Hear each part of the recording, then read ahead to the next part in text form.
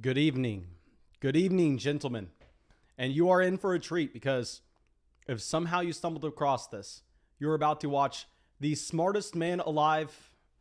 I mean, that's what my mother told me this morning. I'm going to roll with it. I'm going to say, okay, well, we'll take it and we'll go crush in some high stakes fantasy football drafts. You know exactly what we're going to get going. So, of course, guys, maybe I'm not the smartest guy alive. I mean, maybe we'll give that title out to...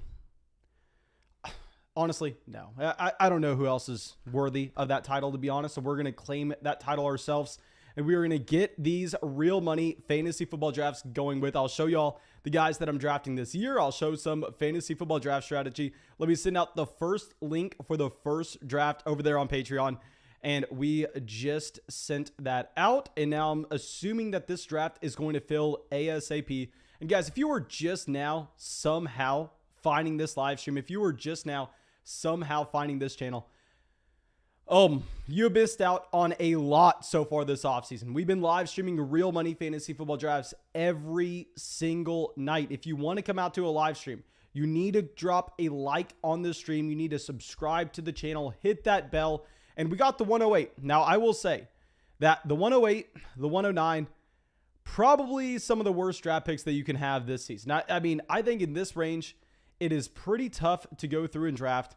Now, however, that's not going to stop us from building the best team. And I repeat, the best team in this draft. So I'm going to be excited to get this going. Let's give some shout outs to everybody who came out to the live stream right away. We have Avery, Austin, the cool dude, Chris, Dullexify, Sean, Driscoll, Ryan, Ashton, Nick, Cameron, Andrew, Matthew.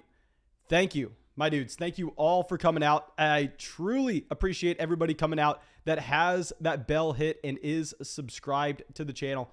And yeah, let's dominate this 108 draft. I'm going to assume that we're most likely going to actually, of course, people are watching this live stream right now, so I don't want to give away our strategy on what we are going to be doing 7 picks away. We're going to see CMC go at the 101. We're going to see Dalvin at the 102. We're going to see Kamara at the 103. We're going to see most likely Davante Adams at the 104. Then the 105, we're most likely going to see, I want to take the guess, Derrick Henry, the 106. Let's call it Ezekiel Elliott, the 107, Travis Kelsey, and then the 108, we may be going Tyreek Hill. That's my guess for the first 8 picks. Let's see if we are, quote unquote, the smartest man alive. Okay, so we actually have Decenators on the clock, and he throws it off. He takes Saquon Barkley. Remember, guys, I mean, Barkley is someone that I am higher on compared to anybody in fantasy football. We have had Saquon Barkley ranked as our running back 4 since this offseason. I mean, we have had Barkley at running back 4 for a very long time. I'm starting to hear some other people go that route. And now we're going to have a very easy selection here. I mean, we are going to be taking Travis Kelsey, considering that this is going to be a best ball format. We need to make sure that we're getting that elite level tight end. And guys, I've said this really every single draft over the past week, so I'm tired of saying it. You're tired of hearing it. But Irv Smith Jr., that injury, the injury to Adam Troutman, it changes some things where we need to be drafting these elite tight ends a little bit earlier. So we're going to go with the Travis Kelsey at the 108. Almost said Travis Etienne because y'all know how many drafts we have drafted Travis Etienne in, sadly. Okay, Jacob says, hey, Flock, I just signed up for Underdog Fantasy using promo code Flock. How can I get the draft guide? My man, thank you so much for supporting the channel. To get the 2021 Fantasy Football Draft Guide once you use promo code Flock on Underdog Fantasy, all you have to do is send me a message with the email that you signed up with. You can send that to the email that's in the description of the video. You can send that to me on Instagram. You can send it to me on Twitter. You can send it to me in our free Fantasy Football group chat, which is in the description of the video. You can send it on Patreon. Literally send that wherever. I'm checking all of those different avenues, just non-stop leading up all the way to the start of the fantasy football season. And yeah, that reminds me, guys, if for whatever reason you have not taken advantage of this offer, you have to do exactly what we actually had Jacob doing in this live chat. You need to go over to Underdog Fantasy, which is where you're seeing us live draft right now. This is where I draft every single night. This is where I'm drafting throughout the day as well. It's by far and away my favorite place to draft fantasy football leagues in 2021. And you need to use promo code FLOCK on Underdog Fantasy. You can find the link in the description of the video, and you can also go through and just look at it in the comment section. It's in a lot of places. And we're going to go with the Nick Chubb here. I know a lot of people want to see Najee Harris. My thought process is We know that Nick Chubb's a better running back. Well, yes, we know that Najee Harris is going to get more overall touches in that offense. At the same time, Nick Chubb's behind a better offensive line. So I think we go with the better running back behind the better offensive line. Even though Najee Harris will have more raw overall touches, I'm very worried about what we're going to have in Pittsburgh for Najee Harris's overall offensive, I just want to say efficiency, because obviously if the offensive line doesn't hold up, the efficiency is going to dip down even if the volume's there. So yes, going back to this, make sure you use promo code FLOCK on Underdog Fantasy. You can come out, you can get in these drafts with us, which we live stream every single night. Real money fantasy drafts. All you have to do is use promo code FLOCK on Underdog Fantasy, make the $10 deposit. And not only are you getting our 2021 fantasy football draft guide, which is hundreds of pages, and obviously we could, just be selling that on and sold for way more money than a $10 deposit, but also you get our 2021 Dynasty Rookie Draft Guide. That's over 100 pages as well. You actually get our 2021 fantasy football rankings, our 2021 fantasy football tiers, and you support the channel a ton. So please make sure you take advantage of that. Brandon says, yo, I got Julio Jones in the 9th round. Huge steal. Guys, if you're going to come out here and brag on something like this, Brandon, you are not bragging. You are embarrassing yourself. You're telling me that you passed on Julio Jones in the 6th round. You're telling me that you passed on Julio Jones in the 7th round. You're telling me that you passed on Julio Jones in the 8th round. You're telling me that it took you until the 9th round to draft Julio Jones. That tells me that your league mates are horrendous at drafting, and you were just slightly better than them. Okay, waiting until the 9th round to get Julio Jones, that's ridiculous. You have to get Julio earlier than that if he's going to be available to you. I'm taking him at like the 7th, 8th round. At the latest, you may see me take Julio Jones in the 4th round in this draft. Okay, so going through, Joe Mixon falls to the 212. Very rarely are you seeing Joe Mixon fall this far. I will say, I love this value on Joe Mixon. George Kittle goes at the 302. Clyde Edwards-Helaire at the 303. So it looks like this may be a draft room that's putting an emphasis on getting receivers over RBs. We definitely need to go through, and we definitely need to make sure that we are making that adjustment in the following rounds. Like, that's going to make the running backs here that we'd be looking at in the 3rd, someone like a James Robinson, a DeAndre Swift, they're going to be a lot less appealing. And knowing that we did not get a receiver through the first 2 rounds, this is a league where you have to start 3 receivers every single week. So you're going to see them slide up the draft board. We definitely need to make sure that we are going out there and drafting that last one. Okay, so now we go through. Jacob says, Flock, when do you think I can get the guide? I do have my draft tonight. Shoot me a DM, my man. I'm live streaming right now. Shoot me a DM ASAP. Shoot me an email. I'll try to get it to you between drafts, my man. I'll try to.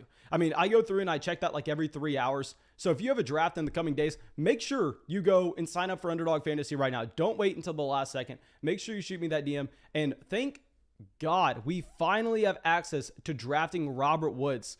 This is one of the most frustrating things about live streaming, is because everybody that is drafting with us right here, they have our rankings, they have our draft guide because they use promo code FLOCK and Underdog Fantasy. But what's frustrating about this is we very rarely get to draft our guys that we like ahead of consensus, someone like a Robert Woods, someone like a Chris Godwin, because usually those guys are sliding up way beyond their ADP. What I will say is Godwin, y'all know how much we were pumping him when he was going in the 4th round. Now you never see him going in the 4th round. He has fully went ahead of Mike Evans, not only in these drafts right here, but y'all know I'm in the public drafts all day long, and he's actually gone ahead of Mike Evans in those public drafts as well.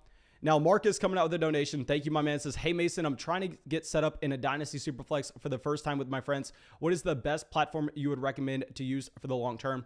So I wouldn't recommend this platform for just 2021 fantasy football drafts. 2021 fantasy football drafts, I would definitely recommend using on Underdog. But if you're doing Dynasty, Underdog sadly does not offer Dynasty at the moment. So you are going to have to go through and you're going to have to use Sleeper. It's just a free platform. It's really easy to look up. You can just look it up. I'm sure that everybody else in the chat's telling you the same thing right now, my man. So you don't necessarily need to hear it from me. Okay, so now we have Mike Evans at the 401. And okay, we have some interesting developments here. Okay, so both Gliz and Chapman start the draft off with 3 running backs. So we have the 0 running back teams and we have the 0 wide receiver teams. This is going to be very interesting to see how this plays out. Obviously, we are a lot more balanced ourselves here with Kelsey, Chubb, Woods.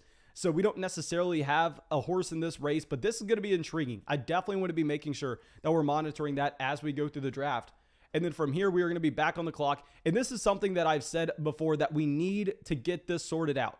We're going to be taking Patrick Mahomes here at the 405. Now, with Mahomes, I have had some builds where whenever we take him in the 4th round, I hate how our team usually looks. Now, I will say, y'all know we're probably going to try to get a $250 draft. We're definitely at least going to get a $50 draft going later this stream, but we're going to try to get that $250 draft going. So in this $10 warm-up draft right now, even though I haven't found success in drafting both Kelsey and Mahomes on the same roster, I definitely want to make sure that we are attempting to be able to find out a way that we can pull this off. Because usually when you pass on running back and receiver through the first 4 rounds, it makes us look hideous later on in the draft. I mean, it makes the roster look gross, even though we're going to be crushing at both of those positions and we get the stack at the same time.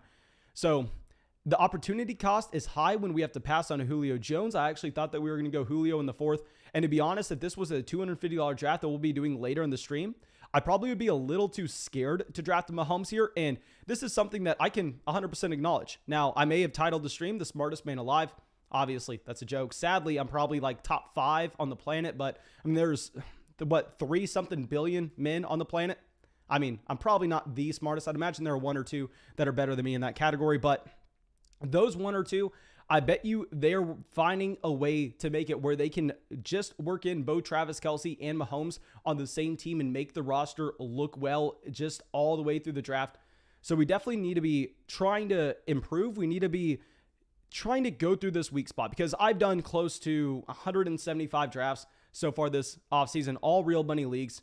And these builds I've not felt comfortable with, but in a $10 draft, this is where we practice. We can't practice in a $250 league. The practice is for these $10 drafts, and that's what we're doing right now. Isaac coming in with a massive donation. Thank you, my man. And let me know if you got Underdog to reach back to you and you were able to go through and raise that limit. Let me know if you were able to do that, my man. And okay, we have some people asking if we're going to get a $50 draft going later tonight. We're going to try to go through and get a $50 draft going. Now, I will say that I actually got done with my work and got done with those Patreon podcasts a little earlier today. So we were able to get the live stream going at about 8:30 instead of 9. So I'm hoping that we can get 4 drafts in today. But just make sure y'all are dropping that like on the live stream because I really want to get in a $250 draft because, like I said, I kind of think it's free money right now on Underdog, especially with how we've been seeing some teams in those $250 drafts, in my opinion, look like just complete punts and like donations to the league pot. So I'm wanting to take advantage of that the best that we can. So please make sure you're dropping a like on the live stream. That way we can get recommended to more people out there. That way we can get that $250 draft filled smoothly and we can go through and we can churn out 4 drafts. But let's go through and let's see if we have anything else standing out. Okay, so Cheeky Hobson goes through and they only have 1 receiver through this build so far. They actually get Gus Edwards in the 5th. They take Gus Edwards over Josh Jacobs, which is very intriguing. And remember, guys, we have that strong rule in the 5th round. In the 5th round, starting off with Jerry Judy, to be honest, it's kind of funny that the entire 5th round is going to be this way. There's no such thing as a bad pick in the 5th round. I mean, it's no man's land. We say this every single draft, but I mean, this is why I've been more and more likely to take the elite quarterbacks here. I actually think that what we're going to end up doing is when we have the elite QB, when we have the elite tight end, we can no longer be looking at those positions for a very long time. So we are strictly a running back and receiver from here. And considering there are 2 teams here that went 0 running back, I'm going to be most likely expecting them to go with the guy with this next pick. And Odell Beckham Jr. is not going to be that far off of the other wide receivers that we have in this tier. So we're going to take our guy, Josh Jacobs. I have him in a ton of drafts, but we're going to be getting him here at the 508. I can't consider Hawkinson. I can't consider Andrews. I think they're fantastic values, however, but we do have Kelsey in the 1st. So we have to make sure that we're acknowledging that we're continuing to build up this roster. So it's very scary in this format, only having 1 wide receiver through the first 5 rounds. This is something that I need to work on. I need to make sure that we can find a way to just make this work overall. So far, we haven't been able to do that, but I'm going to try to get better. I'm going to try to get better drafting every single draft. That way, nobody is better than me in these drafts. Nobody at all, especially when we get into those $250 leagues. Just Sherman says, DM me later on Discord. Can have 2 tight ends so I can keep Hawkinson. Okay, so Just Sherman, I'll definitely go through and I'll check that DM on Discord. I promise you that, my dude. Okay, Isaac says, no, I've emailed them a couple times and called them a few times in support number I found. I only use YouTube, no other platforms. So yeah, I've been done 80 drafts, so I'm not worried too much. Okay, I can definitely shoot them a message for you. Isaac, if you're on Discord, shoot me a message with your email and say, hey, this is Isaac from the live stream. Can you help me out in getting in contact with someone on Underdog, and I'll go through and I'll personally get that sorted out for you, my man. So please let me know that. And obviously, maybe they'll just cut you off. I don't know.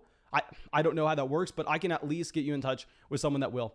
Okay, so now when we have only one wide receiver, we're literally forced to go receiver here. We're going to go with the guy that we like. We're going to go with Laviska Shenault. I mean, Shenault has been rising. This is someone that we were pumping a lot earlier at the beginning of the offseason. I've kind of had to cool off a little bit now because the reason we were pumping Laviska Shenault is you were getting him in the double-digit rounds, but all of a sudden now he is someone that, I mean, you're looking at ADP. It's standard to take him in the 6th. So in the 6th round, I can't even say that I like Laviska Shenault that much. I mean, I used to love him earlier this offseason, but of course, everything is about the price. So at this point, it's really hard to say that about a Laviska. We can't take Mike Davis. Mike Davis is someone that I'm not excited about regardless. And to also go along with this, I mean, this is a team that we're desperate for receivers. I promise you guys, if you are new to these streams, you're going to see exactly how wide receiver dries up entirely. And you have to have wide receivers in these drafts. These drafts require you to be loaded at the receiver position. So yeah, I mean, it's already scary only having one guy through 5 rounds. What sucks is Laviska Shenault's going to be very similar to the wide receivers that we're seeing over here. And of course, you're going to have that massive tier drop off at running back. But this is actually a lesson that we took away from one of our previous drafts last night. And that the lesson that we took away, I believe it was our $10 warm-up draft that we did this. We went through and we actually passed on the receiver position because what happened is I actually think it was the 6th round as well. We went through and we said, okay, well, the wide receivers in the following tier that we're going to be looking at in the next round, I mean, they are going to be in the same exact tier of what we're currently looking at. So why are we going to take this guy right here when we could just take someone in the next? And well, the problem with that analysis is while it's great if you're only having to draft one receiver and then you're done backfilling the position, it's simple math in that, I mean, hell, on this team, we need 2 receivers. So yes, it sucks knowing that we have to quote unquote reach on a Laviska Shenault here, but we're going to need to take another wide receiver in the 7th anyway. So it doesn't matter that these 2 guys that we're going to get in the 6th and 7th rounds, they're going to be very similar. I'm telling you that right now. They're going to be very similar. And it does suck seeing that the elite quarterbacks and such go, the running backs that project to get the volume also off the board. But the problem is, I mean, we're just desperate. Okay, so now let's go through and see if we have any other questions in the chat that we need to get to. Okay, I think that we are actually good on that for now. Chase Edmonds goes to the 704. We're really hoping that we get a receiver that we like falling to us. We're desperate for a receiver that we like to fall to us. Let me actually change the live chat real quick to subscriber only. That way we can make sure that we have everything. And also, guys, if you see the join button on YouTube, do not feel the need to join on YouTube. The only thing that you're getting from quote unquote joining on YouTube is you get like a little emblem in the live chat next to your name, and you're getting extra access to videos throughout the season.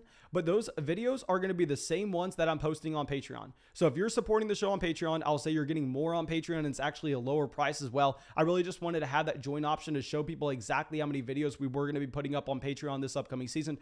Don't join on YouTube. Don't join on YouTube. I'll say you're going to be paying more for less. Instead, if you want to join the community, if you want to join the flock, instead go and join on Patreon.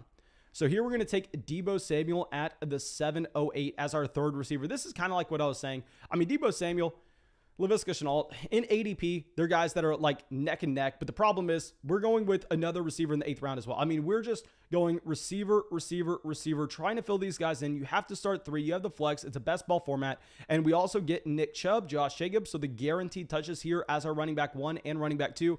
And this is the price that you pay when you draft Kelsey in the 1st and when you take Mahomes in the 4th. I love the Kelsey builds that we actually have when we get away with Travis Kelsey in the 1st round. Now, Patrick Mahomes, however, it is so hard to work Patrick Mahomes into a team that you actually like. So it sucks the opportunity cost that we have, and we are having to pass on Julio Jones. And yeah, it sucks. I can't even say anything about that. We're just having to practice. We're just having to get better at it. Okay. So now let's go back over and let's look at this again. Okay. So at the 805, McCole Hardman goes. Hardman would have been someone that we would have taken for a double stack. So now between Mike Williams and Will Fuller, I will say I have drafted Will Fuller in way more leagues than Mike Williams. At the same time, Mike Williams is ahead in ADP. Y'all know I have to kind of go through and balance exposures, but when they're this close in ADP and they're only a 5-pick difference, here I am willing to just go get my guy. I mean, I have drafted Will Fuller in so many leagues. In so many drafts, I've taken Will Fuller. I think he is the perfect guy here. So it sucks that we don't get McCole Hardman to complete the double stack here with a Mahomes and a Travis Kelsey, but it kind of is what it is. I think that at this point, given the ADP difference that we have between a Deebo Samuel and a Mecole Hardman, trying to balance our exposures, it would be almost reckless to take Mecole Hardman here when we know Deebo Samuel in the majority of drafts is actually going in the 6th, and you have Mecole Hardman going in the 8th. So that's going to be very hard for me to do whenever we're drafting like 250 leagues, and we need to make sure that we're keeping a balanced portfolio. But Will Fuller, I'm willing to go out there and reach on him regardless, just because I love Will Fuller. He's my guy. And now we have 4 wide receivers, and I think at this point, we can begin to go back to the running back position if that's the value that we are going to perceive. I think the reason that we really have to soak up the wide receivers in rounds 6, 7, and 8 is because I promise you guys, the receiver drop-off is about to come very soon. The cliff is near. Like, just wait until we get to the 10th, 11th round, and we're going to be looking at the receiver position. You're going to go, people are drafting these guys. I mean, it's going to be hideous. So just getting a wide receiver in Will Fuller, I think makes a lot of sense. Okay. So we have someone coming out here says DSR picking at 10 has an amazing team so far. Yes, guys. If you don't know, DSR is actually Derek. He is out here in every single one of these live streams. So of course, thank you so much, Derek, for being a part of the Flock and Patreon, coming out to the live streams every night, hopping in these drafts with us. And here he always builds monstrous teams. I mean, it sucks drafting next to him. I'll go through and let me give out some shout outs to everybody that's in this live chat. I'm sorry, everybody that's in this draft right now, because y'all know the first draft of every live stream is done through Patreon. So I know all of these people. Chapman has been a member of the Patreon for a very long time. Gliz has come out to multiple drafts with us. Derek has been out here to every single draft, I swear to God, for the past month. Scantron is a long-time member of the Flock and Patreon. Girthquake, this is the true MVP right here. This is Noah in the live chat. He actually made the studio signs for us. He's been a member of the Flock for a very long time as well. Then RK Heatkoff, I probably said that name incorrectly. I'm an idiot. Everybody knows that, despite what the title of the live stream says.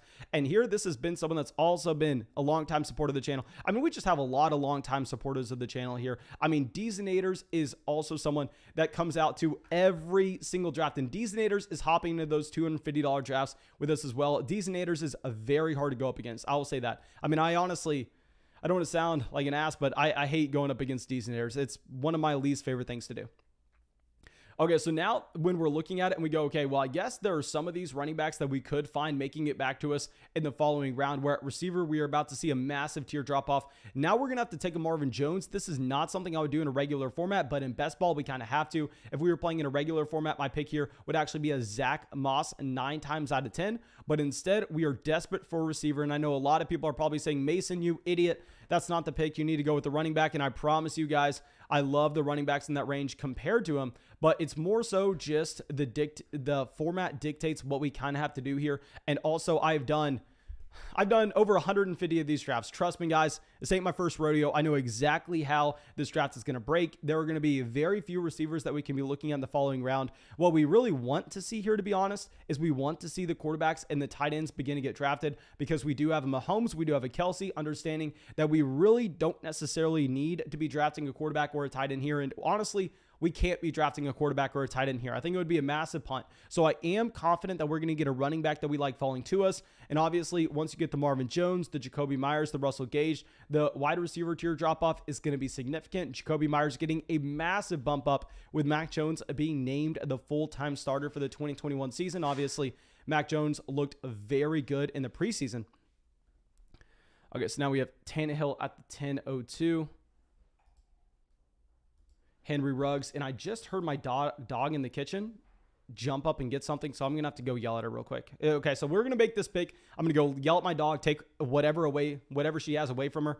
Zach Moss goes. We get sniped on our guy. So now if this is a league where we actually have the fantasy football playoffs, where we need to be finding production at the end of the season, there we we possibly go with the Michael Carter. However, this league doesn't have the fantasy football playoffs, and instead it's how many points can you score throughout the entire season. So in a format that has the playoffs, I'm not too interested in a Melvin Gordon, because he's not going to have a role by the time we get to the end of the year. But I actually think that Melvin Gordon's going to make some sense here. Sony Michel could have also been an intriguing option. I just think that Michael Carter doesn't necessarily fit this format.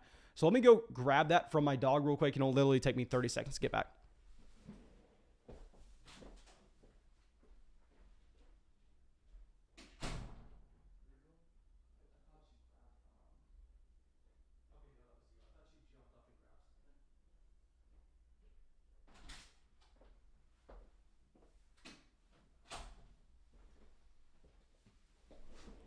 Okay. Sorry about that, my dudes.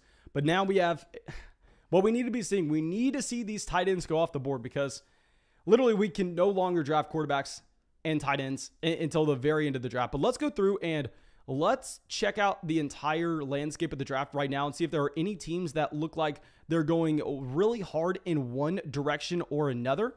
Okay, so right now, if we're looking, the teams that have gone thin at running back so far are going to be Girthquake. This is, like we said, Noah in the live chat made the signs in the studio for us. He goes Derrick Henry, David Montgomery as his running back 1 and running back 2, and he has not taken a running back since. So if you think I'm thin at running back, I mean, Girthquake is very thin. At receiver, he is loaded up, has Hopkins, Boyd, Waddle, Callaway, Rondale Moore, Terrace Marshall. Now, he has Kyle Pitts at tight end. I will say one thing that I could be wrong in this assessment, but it's something I want to make sure that we're considering in a league like this where we need points at the beginning of the season. I think there comes a point where it's hard to continue to go through and to take those rookie players. Like when you have a Kyle Pitts, a Jalen Waddle, a Rondale Moore, and a Terrace Marshall, you have 4 rookies in the first 10 picks of your draft. I think you're probably not going to have enough production at the beginning of the season hitting your starting lineup. While, yes, you'll be the best team by the time we get to about week 14 because all those players are going to continue to progress and expand the roles in their offense. I mean, as of now, it's going to be so hard to put up points at the beginning of the season. So if you have a very deep bench and we know that you can go through and just kind of get by until the back half of the year and you play in the fantasy football playoffs, I actually like that strategy somewhat. But in a league like this where we need points starting in week 1 all the way through week 16, week 17, whatever the hell it is this year, I mean, I think that's a little overboard on the rookies. And y'all know I am just someone that's never drafting Kyle Pitts. I know his ADP is up here, but still, I think taking Kyle Pitts over Julio, Deontay, T. Higgins, Brandon Ayuk, Adam Thielen, I wouldn't take him over any of these. I wouldn't take him over. I probably wouldn't have taken Kyle Pitts here until at least the 605, 606, to be honest. But we're about to be back on the clock. Let's go through and let's look at where we're going to be trying to grab. Okay, so Dallas Goddard is available. Now, like I already said, we can't be taking a quarterback. We can't be taking a tight end. It's exclusively a running back and receiver from here. And going back to where I know a lot of people probably did not like our selections of the last 4 receivers we drafted, we have to kind of recap why we drafted those guys because we knew that by the time we got to this range in the draft, I mean, these options were going to be pretty gross. Nobody's excited about trying to pick whoever's going to break out between these Buffalo wide receivers. So instead, I actually think that we're going to get another running back in here. It's going to be a Jamal Williams. So you know what? Let's mix it up. Let's go with a Devin Singletary here. We didn't get Zach Moss in this draft. Devin Singletary does have slightly more juice, and he's going to be playing in a significantly better offense.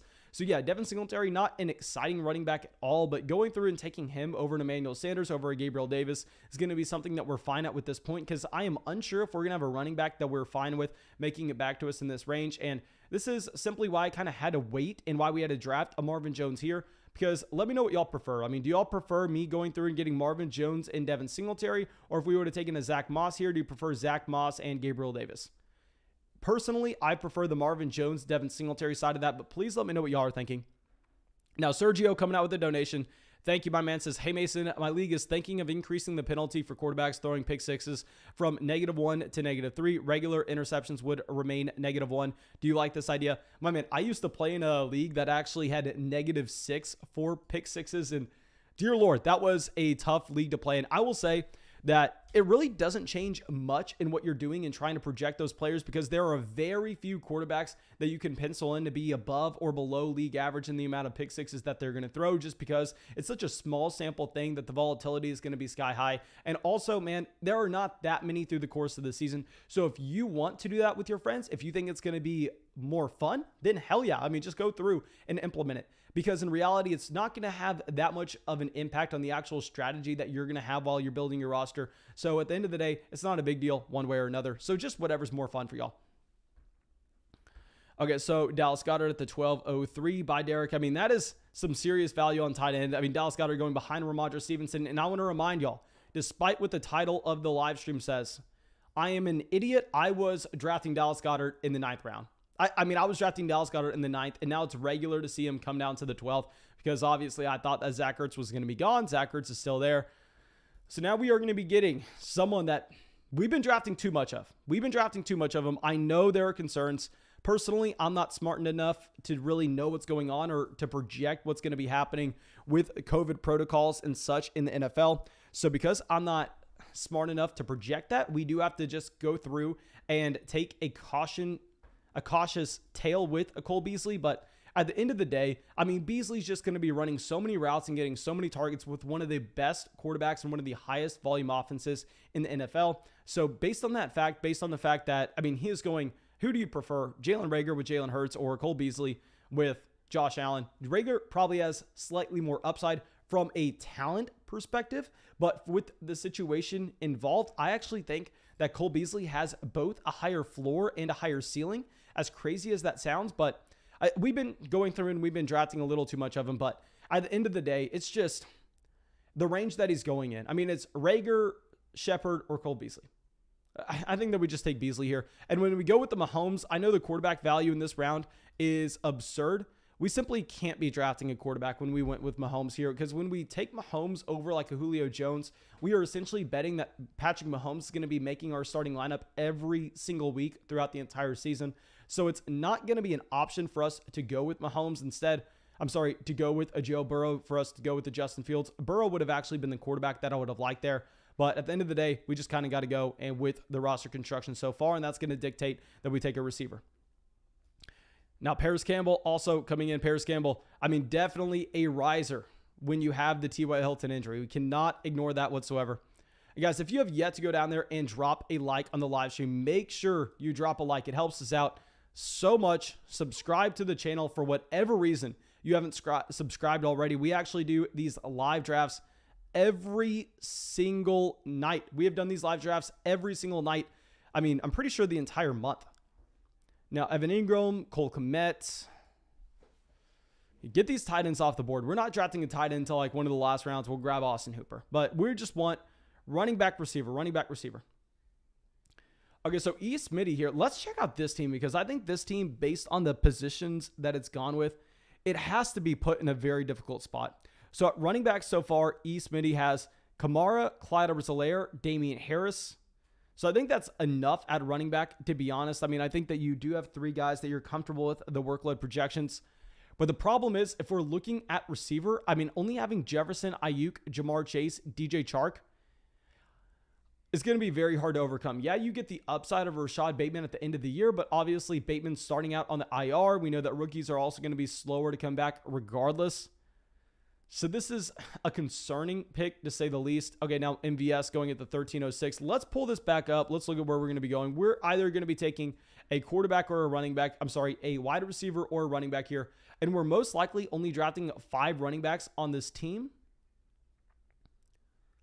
Because Girthquake has 7 receivers so far, and he only has 3 running backs. So I'd imagine Girthquake most likely, actually, he only has 1 QB and 1 tight end, so he can go really anywhere here. I'd imagine that he goes with a running back, though. Yeah, so he goes Alexander Madison. So here, I think previous to what we actually had with Rashad Perriman getting cut, we would have most likely decided to take a Randall Cobb or a KJ Hamler here. Y'all know how high I've been on KJ Hamler even before the preseason. But I think with Rashad Perriman getting cut, Amara St. Brown's just going to have a role in this offense that he's going to be getting so many targets, and that's kind of what we need here. So we're going to go with Amara St. Brown at the 1308. And I just think that, I mean, this is showing why we need to go with receivers early. I'm actually not too upset with this build, considering we did go out of our comfort zone. We got both Travis Kelsey and Mahomes. I'm completely fine with Kelsey, but usually I get a receiver in the 4th when we do go with Kelsey. But I think considering that at receiver, we just find a lot of guys that are going to have roles in their offenses. We get Robert Woods, Laviska Shenault, Deebo Samuel, Will Fuller, Marvin Jones, Cole Beasley, and Amara St. Brown. I actually really like what we were able to do with just piecing together receiver value. And then at running back, I mean, we have enough guaranteed touches at running back that I think we're fine here as well. We have Nick Chubb, Josh Jacobs, Melvin Gordon, and Devin Singletary. And a big thing is we have to be looking at the lens of both a running back and a receiver on this team, as we're just trying to be average. If we can somehow make this team both average at running back and receiver, and we have the best tight end in fantasy, and we have the best quarterback in fantasy, we'll be able to crush. But we're trying to work our way from a deficit here, and we are trying to make sure that we're going through and making it where both of these guys are just average. Okay. JN coming out says college football is back. Ohio State versus Minnesota. My man, I'll say I'm not a big college football fan. I like watching the players before they come into the NFL. Like, I like watching the receiver and the running back prospects and such. And I like watching Texas football. But I'm not as big of a college football fan as you are. Okay, so Simp Goated says, I draft in 50 minutes. Any last tips you have for me? Okay, my man. What I'd advise is I would advise you to go back in time, go back to yesterday, and sign up for Underdog Fantasy with promo code FLOCK to get access to our 2021 fantasy football rankings and tiers that you could have taken to your draft. Now, it may be a little too late for that, so of course, I'm just joking. I would say you definitely want to make sure that you're leaning in to your league format and understanding how your league format dictates how you're going to be going through and constructing a team. Here, I actually think, given his receiving down role, we're most likely just going to be taking a Giovanni Bernard. You know what? We're not taking Gio. We're going to take James White. I think that James White gets a bigger bump up now that we do have Mac Jones starting for the team. So let's go with James White instead. And from here, I think that we are going to be able to now just focus in on a receiver. We have 5 running backs. Maybe we take a 6th. We're definitely only 2 QBs. We're definitely only 2 tight ends. We're going to be bringing in either 8 or 9 receivers and 5 or 6 running backs. Okay, so from here, after this, come on. Get some of these quarterbacks going off the board. Y'all saw how high those quarterbacks were according to ADP. Chuba Hubbard goes to the 1406. Someone that has definitely been rising a ton, guys. Remember, talking about college football, Chuba Hubbard in 2019 was one of the best, if not, I don't want to say he was the best. No, he was one of the best running backs in the entire country. Chuba Hubbard was literally an elite running back at Oklahoma State. And this was also someone that ended up being a favorite to win the Heisman going into the 2020 season at the running back position. Just crazy to think about. And yes, he gets injured. Yes, he has off the field things happening. And yes, he falls drastically in the NFL draft.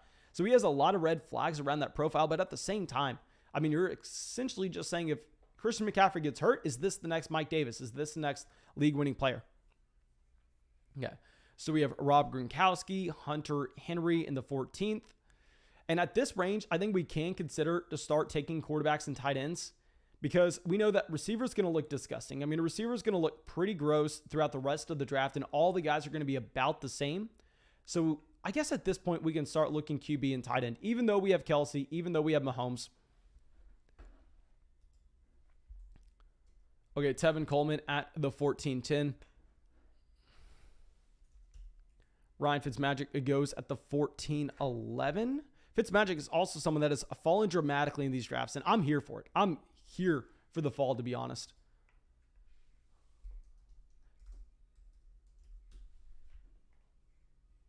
Okay, Carson went to the 15-01.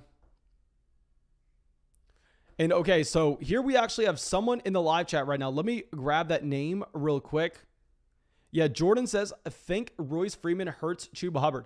My man, you are 100% right on that. That is not something that I thought about enough, but I mean, Royce Freeman, we have seen how, I mean, he was actually a very nice running back coming out of that 2018 draft class with Ronald Jones, Nick Chubb, Sony Michel. I mean, he was a nice 3-down guy coming out of Oregon. Surprising to see that he never really got going in Denver, but I think you're completely right in saying that, I mean, he probably does cut into the upside that Chuba Hubbard may have because I would imagine that they would probably turn that into a running back by committee if Christian McCaffrey got hurt. I think that's a great call, my man. I think that's a great call.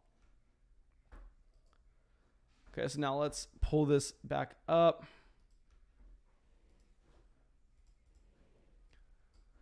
Now with a Baker Mayfield, he is falling to a point where I guess we could consider taking him. A Girthquake could as well, so he may not even be available to us outside of this. Austin Hooper goes, so that would have been the tight end that we were looking at. I believe we have not had a wide receiver go in an entire round. Okay, no, T.Y. Hilton did get drafted at the 14-12. Don't know if I love that T.Y. Hilton value. Okay, so Noah is on the clock. I guess he could go Christian Kirk, and he could build in the stack that he has with Kyler Murray. He ends up going Sammy Watkins. So, yeah, I think that we're actually going to get Baker Mayfield here as our quarterback 2 in the 15th round. I mean, we don't have any stacks, but at this point, what's the real opportunity cost that we're seeing? Like, is taking Christian Kirk here that much better than what we're going to have in the following rounds? You know what? We may go Christian Kirk. We're just going to go Christian Kirk. I understand that this is definitely someone that looks a lot less exciting now that Rondale Moore is getting essentially every single snap slot in Arizona, at least he did in the preseason.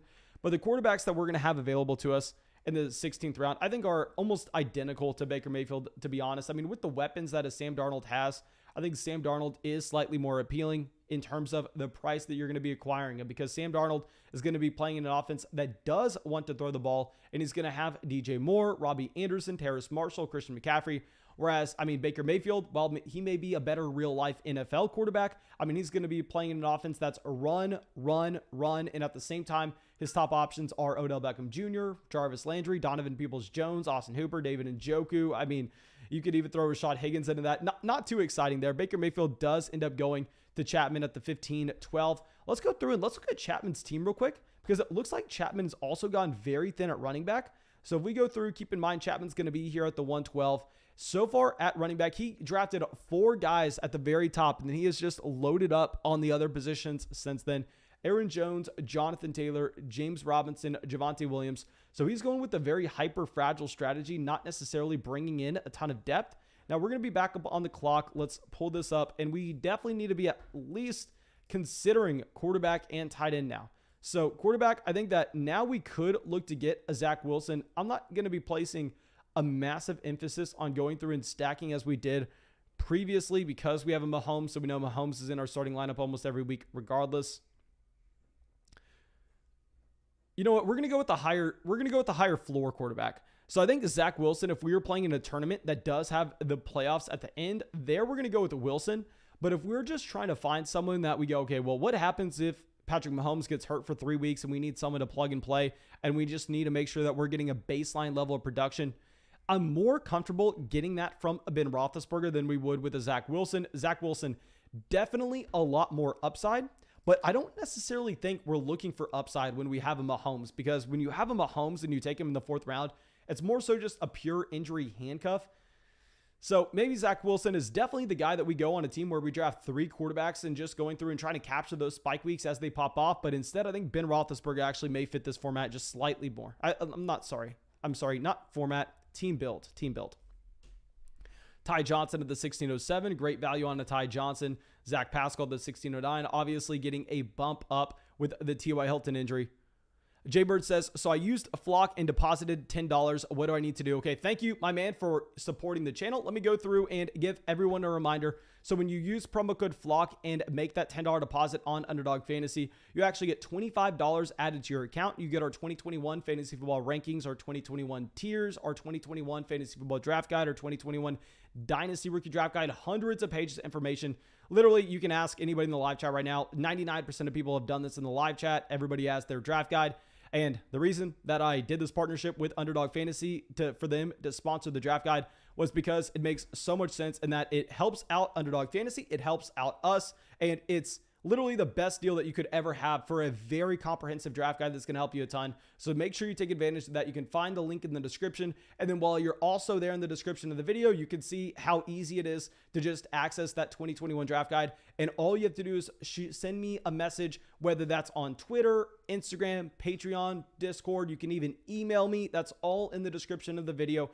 And all you have to do is email me, say, Mason, I'm tired of your crap. Mason, you're ugly. Mason, you have no idea what you're talking about. Just give me the 2021 Fantasy Football Draft Guide. I use promo code FLOCK on Underdog Fantasy, and I made that $10 deposit. And here is the email that I did so with. You just have to get me the email that you signed up for Underdog Fantasy with. Okay, so now Kadarius Toney goes at the 1703. Very rarely are you seeing Kadarius Toney go in this range. I've actually taken a lot of tournament teams, like in the puppy drafts. I've taken Kadarius Toney down here in the 18th. The 17th, very rarely are you actually seeing him. Okay, so now Damian Williams goes at the 1705. Let's switch this back around.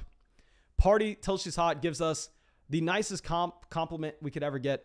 Your haircut looks good, bro. I will say, guys, here is a life hack. I am obviously the first one to admit that I'm an idiot and I don't know that much.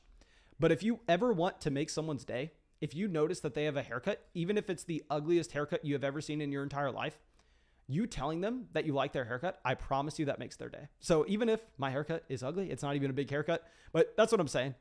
I've always made sure to do that to people because people go, oh, you like it? Oh, thank you. Thank you. So thank you, my man.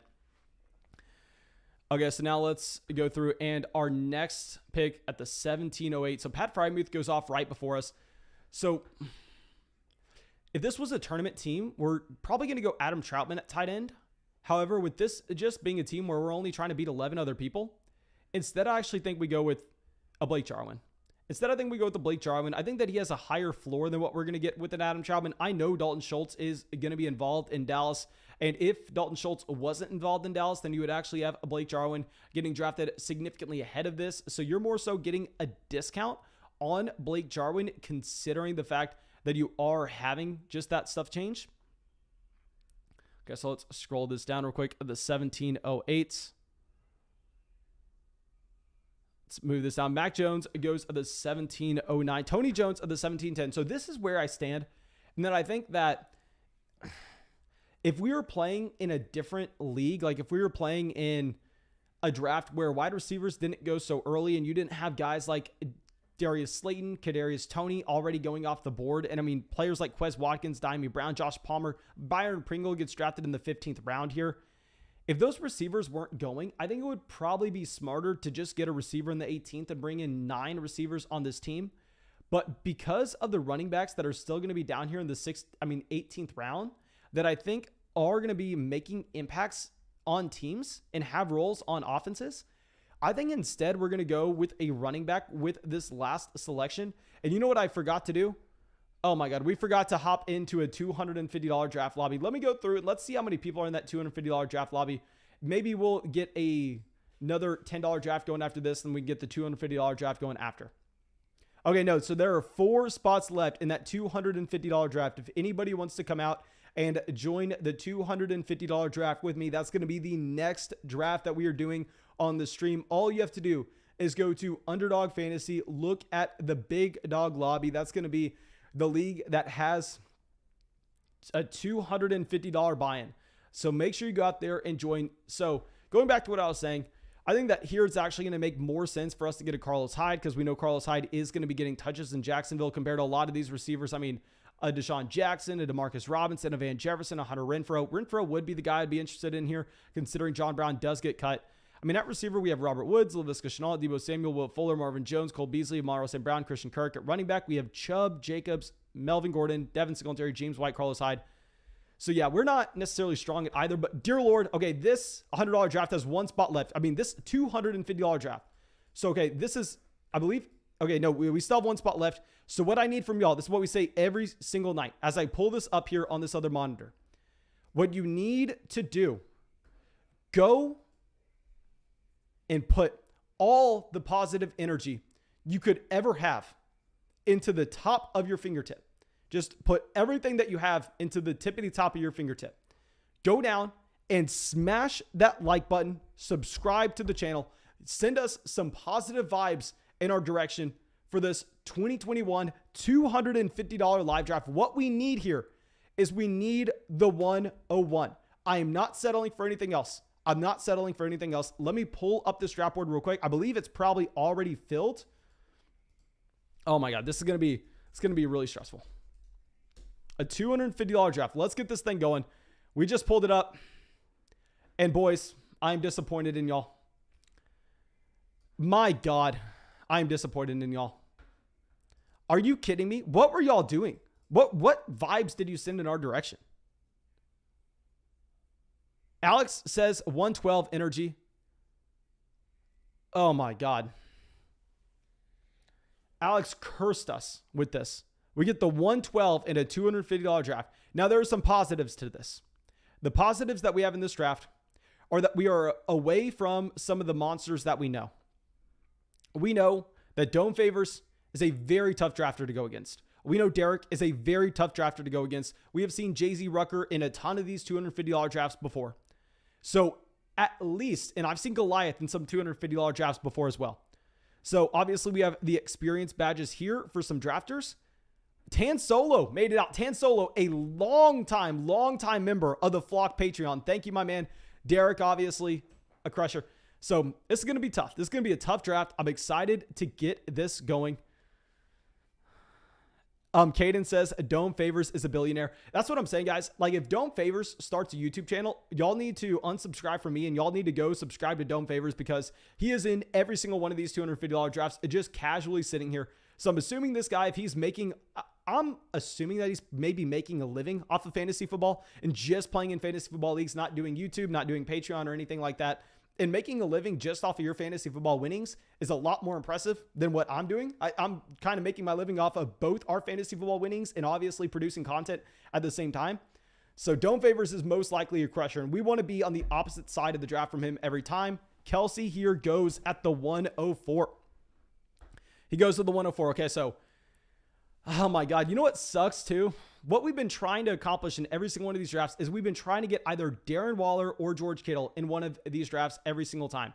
And we're not going to have that option at the 112. I can't take Darren Waller at the 112 or the 201, to be honest. I know what we're probably going to do here is not going to be that fun. Okay, Aaron Jones goes to the 110. Austin Eckler goes to the 111. Here's my thought process. We know how hard wide receiver is going to be to come by. But at the same time, I have an unhealthy obsession with both Saquon Barkley and Jonathan Taylor this year in fantasy. So I can guarantee you we're taking Barkley at one of these picks. Let's cue him. So if we we'll take that down to the very last second so we get Saquon Barkley in here. And while we mule over the decision to go with either Calvin Ridley or Jonathan Taylor. Okay, so if we're going with a Calvin Ridley, it sets us up with a more balanced start where we can feel a little more comfortable about just going through and maybe drafting the running backs in the Zach Moss range. Whereas if we go with a Taylor here, we're going to have to draft wide receiver there no matter what.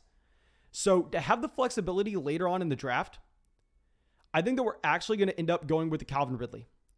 I'm not that excited about it. I really want to talk myself into taking a Jonathan Taylor.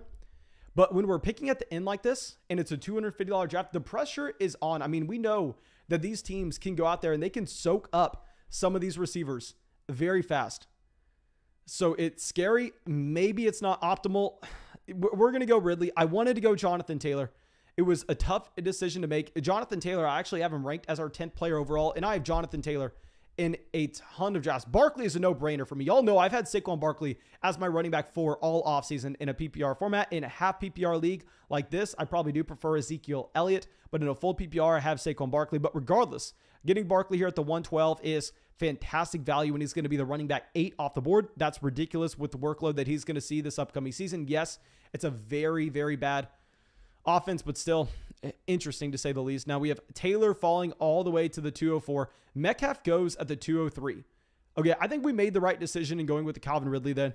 JN becomes a flocker on the channel. My man JN, thank you so much for becoming a flocker. And I will say, I don't know if you heard the announcement in the video today. I don't know if you heard the announcement at the beginning of the live stream. Of course, if you want to have the emblem next to your name in the live chat, if you want to just show some extra support to the channel, which I'm assuming that's what JN just wants to do here. This is more so a PSA for everybody else.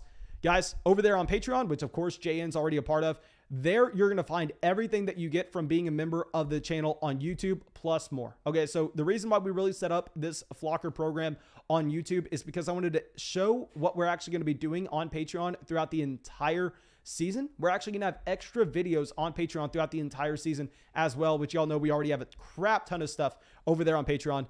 So JN, thank you again, my dude, of course, but I would say definitely join the Patreon. Don't join on YouTube. YouTube, it's actually a higher price than Patreon. Patreon's cheaper than YouTube. And at the same time, you're getting more on Patreon. So do Patreon, not YouTube. But JN says, I paid $9 for a duck to be next to my name. Probably a good price. I mean, considering the NFT prices that we're seeing, probably good. Okay, so now after this, we have Joe Mixon at the 210.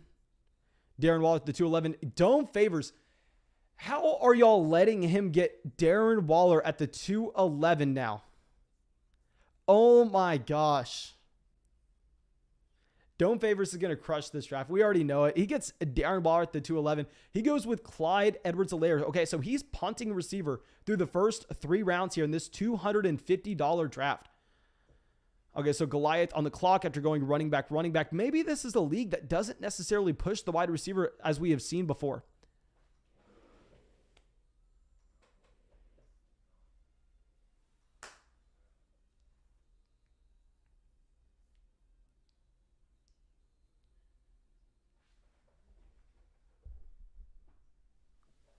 Isaac just dropped the biggest donation of maybe the channel's history. At least it has to be. Definitely of 2021. My man, thank you so much. Oh my God.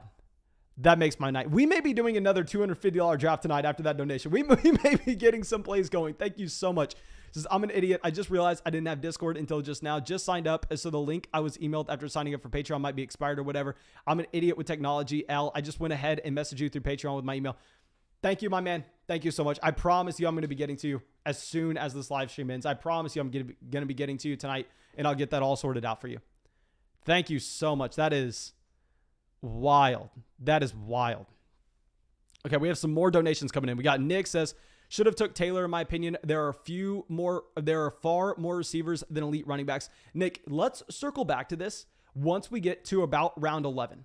Because in round 11, that's usually when I'm finding a few more running backs that we actually like to be drafting, whereas the receivers there are disgusting. And I know we're talking about so far out in advance, but these $250 drafts, they're different.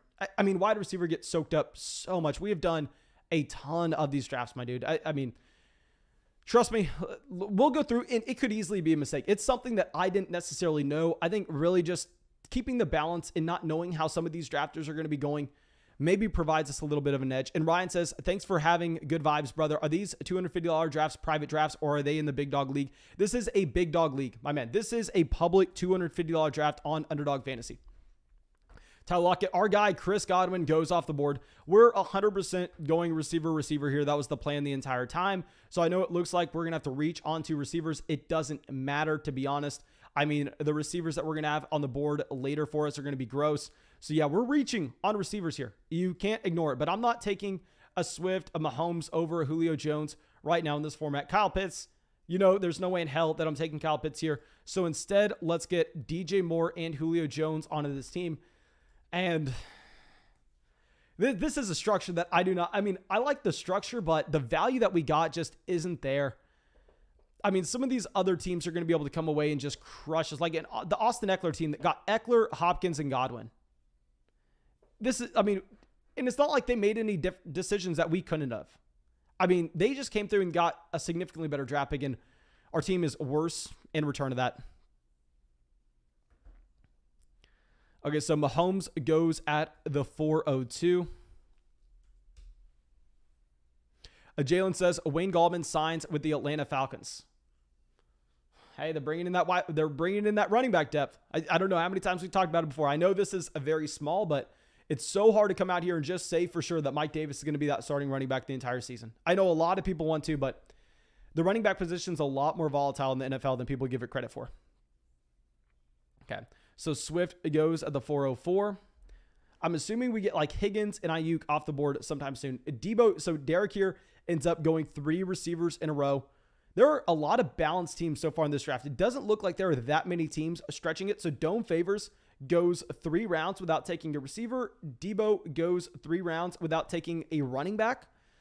So let's just go through it. And I mean, after the T. Higgins and Brandon Ayuk picks, Adam Thielen, I'll throw Adam Thielen in this range. Now that we finally have, I mean, just confirmation that it looks like Adam Thielen's going to have the red zone role yet again that he had last year. Now that Irv Smith Jr. is done for the season. Okay, so, and guys, I'm very sorry. One bad thing, I try to look into this. So like I said, we set up the Patreon.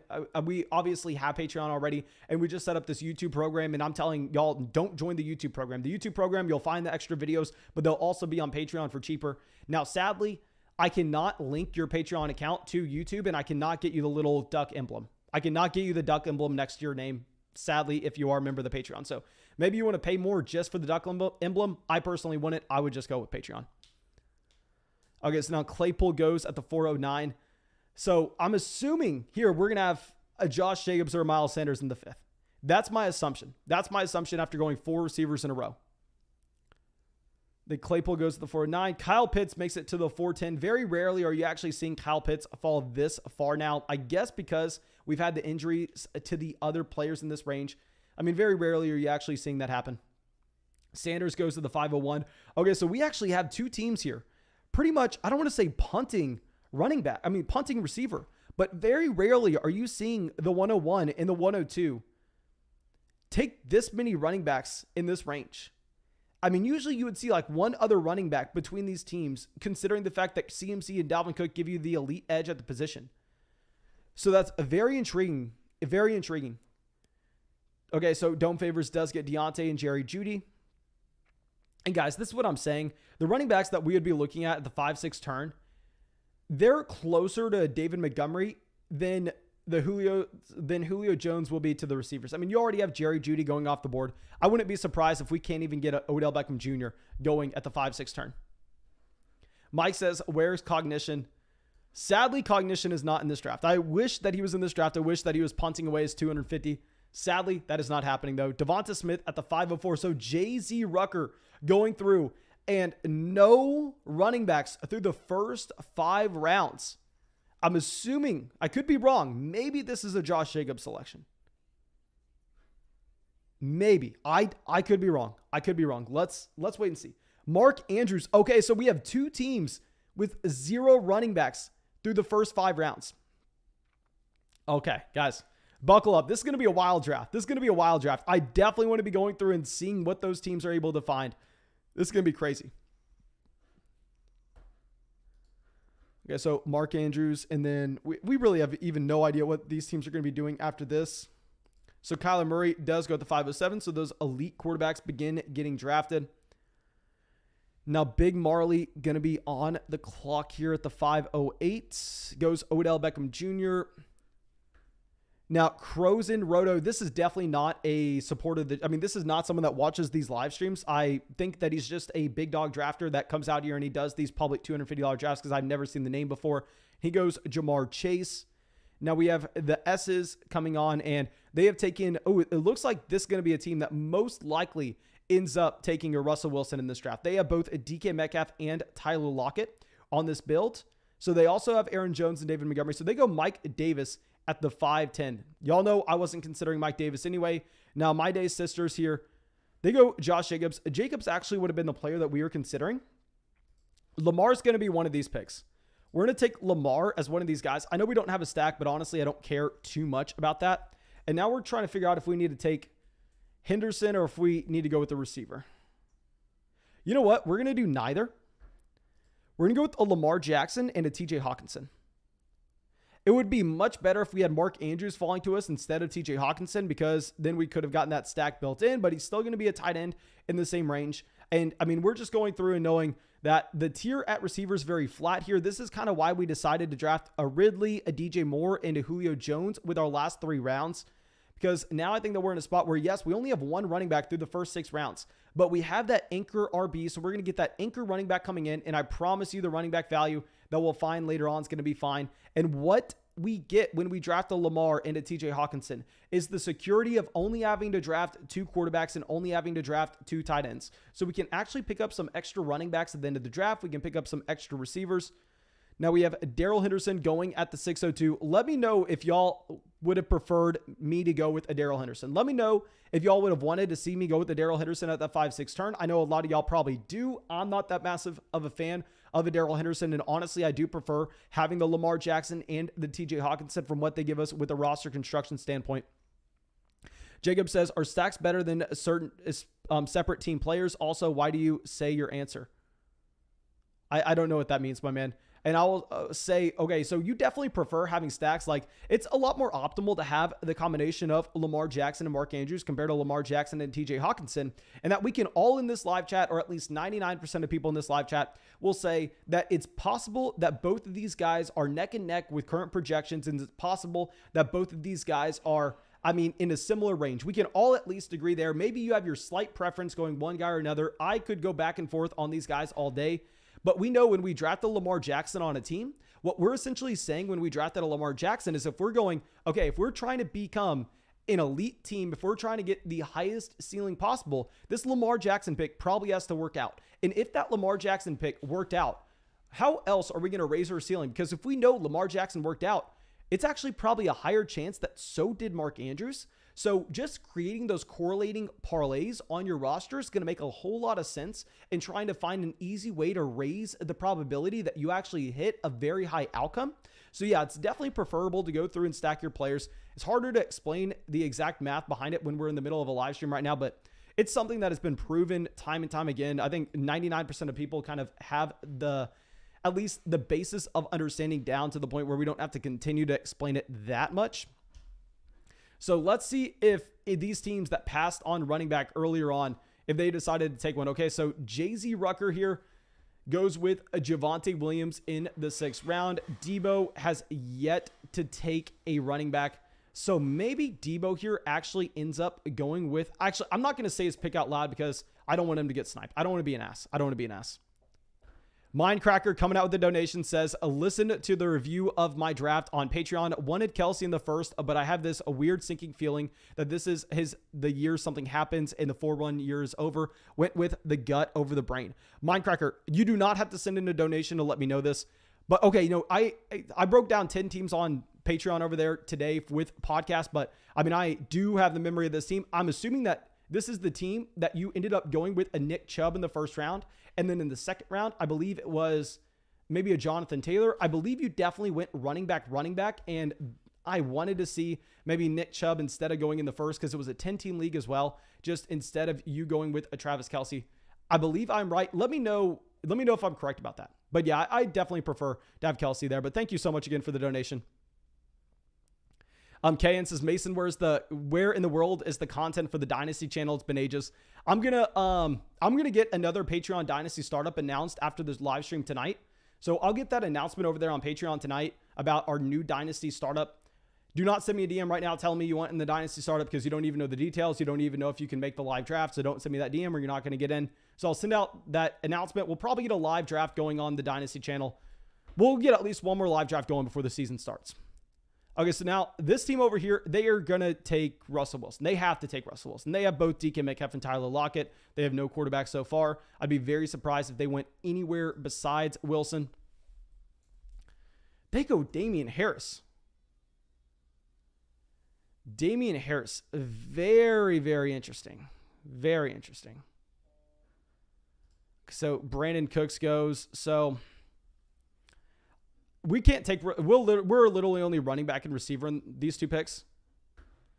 So trying to figure out, I think Hardman does have the potential to pop. We're going to go with McCole Hardman with one of these picks. And I think we probably go Gaskin with the other.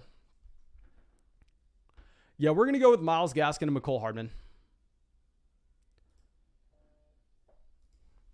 Getting Myles Gaskin in the 8th round, you're not going to find me complaining about that. I'm not a massive Myles Gaskin fan, but getting him in the 8th round is just too good a value to pass up as our running back too. We need to start getting touches coming in. I know a lot of people aren't going to like that McCole Hardman selection, but a big thing is when we already have these 3 wide receivers, we're starting to try to identify wide receivers that could see a massive spike up. And I am still strongly of the opinion that despite what anybody else tells you, that you actually have McCole Hardman as the wide receiver 2 in Kansas City. So yeah, I'm going to go with a McCole Hardman there. And yeah, we have Russell Wilson going to the team that took Patrick Mahomes. So you know what, looking back on it, I probably would have done the same exact thing that S did here, where I think that, well, yes, you definitely wanted to complete that Russell Wilson stack. I mean, I would have been surprised to see if any team besides, but I mean, with the Mahomes and Lamar Jackson combo already, take a Russell Wilson. So Wilson was good value here. I mean, I don't see why My Day's sisters ended up drafting a Russell Wilson. I think that, honestly, S most likely did the correct thing. I would have probably waited as well, thinking that you could have got Russell Wilson in the 8th, and I probably would be tilting my face off right now once we got that snipe. Okay, so we got Jalen Waddle, Elijah Moore at the 803 and the 806. I'm excited about the Myles Gaskin value. I mean, Damian Harris, if he would have fallen, like if we would have got the combo of Damian Harris and Myles Gaskin at the 7-8 turn as a running back 2 and running back 3, that would have been ridiculous. Let's go through and let's look at those teams that passed on running back earlier on. So Debo did end up getting a Kareem Hunt here in the 7th, and he actually goes with a DJ Chark at the 807. Very intriguing to see a DJ Chark there when he really needs a running back. I figure that honestly we may have seen a AJ Dillon, and JZ Rucker gets his first 2 running backs in both Javonte Williams and Chase Edmonds. Okay, so this is definitely a wide receiver heavy draft with some of these teams, but this is what you come to expect. I mean, we also have a team over here, Big Marley, going through, takes Henry, Antonio Gibson in the 1st and 2nd, and they just go straight receiver from there, getting Logan Thomas in the 8th round. Any teams outside of that stand out as teams that went very heavy receiver or very heavy running back. Here we actually have has Jones, Montgomery, Mike Davis, Damian Harris. So I'd imagine they probably stop taking running backs sometime soon. Okay, so Jalen Hurts goes at the 901. Very rarely are you seeing Jalen Hurts go in this range anymore. I mean, Jalen Hurts was someone that's been falling considerably. Now, that Jalen Hurts team, it's also surprising to see they didn't have a Devonta Smith. They do have Miles Sanders, however. Maybe they wanted to be stacking Jalen Hurts and Miles Sanders. And also, we need to acknowledge the fact that if you're picking at the end, like if you're picking at the 101 or the 112, there's really no such thing as a reach, because if you want a player, like if you wanted a Jalen Hurts, he's not falling to you at the 10-11 turn. Even if he goes a lot of drafts here at the beginning of the 10th instead of the beginning of the 9th, you're not going to have a chance to see if he falls any further than that. So there's no such thing as a reach. I think that Jalen Hurts there at the 901 is fine. Now Tyler Higbee goes at the 905. Ron says, wow, I love Team 1, not just because of CMC. That build is intriguing. Okay, let me go through and let's check out Team 1 and what you're saying here with it. Okay, so at running back so far, CMC, James Robinson, Miles Sanders. At tight end, George Kittle. At receiver, Keenan Allen, Juju, Antonio Brown, and then 2 elite quarterbacks. Honestly, I really don't like this team. I can already tell you what they're doing right now is they're not going to draft another quarterback. They're most likely not going to draft another tight end until one of the last rounds. They're probably going to be done drafting running backs for a while as well. But still, I think they're going to be such a hole at receiver that even if they go through and even if they roster 11 receivers in this format, the receivers they're going to be getting later on are going to be so gross. Sadly, when did AJ Dillon go in this draft? AJ Dillon went at the 804. Okay, so I thought that we were going to have a chance to get AJ Dillon here. Apparently not. We're most likely going to go Henry Ruggs and then get a running back as well. So between a Ronald Jones and a Michael Carter, obviously Carter is falling significantly. I would say that Carter maybe looks to be a better option during the fantasy football playoffs. Probably going to go with Ronald Jones, though. Let's get Henry Ruggs and Ronald Jones. Actually, no. You know, the problem is I definitely have Zach Moss over Ronald Jones. Like if I'm pulling up my rankings right now, I prefer Rojo, but I have Zach Moss in so many leagues. I mean, I showed y'all yesterday how many buy-ins I have Zach Moss with, and it's kind of ridiculous. So I think we honestly have to go with Ronald Jones here as a running back 3. It's not a sexy pick. It's not that exciting, but I think running back's the call here. Tight end, I'm not going to be dying to go out there and draft. We took a TJ Hawkinson kind of for a reason. So yeah, let me know what y'all think about that. I mean, Zach Moss is someone I wanted to take there, but it's more so just we have Zach Moss everywhere. I kind of have to diversify in some spots. I can't be over 20% on any given player. And I think in terms of our total buy-ins, I've been taking Zach Moss in a lot of these $250 drafts, and we're probably getting a little overweight. Okay, so Trey Lance at the 1005.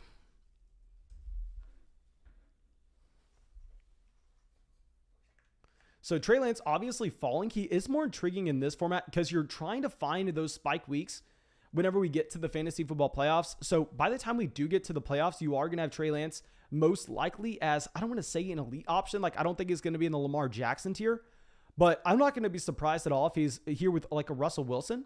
Justin Fields at the 1006. Fields has been rising a lot lately. I mean, I'm taking Lance over Fields every time, though. I'm taking Lance over Fields every time. Even though Lance obviously suffers that injury and it kind of looks poor right now on the outlook. It definitely is not exciting. Now, Michael Carter falls all the way to the 1007 to Debo as his second running back. So his 2 running backs so far are Kareem Hunt and Michael Carter. So Zach Moss continuing to fall.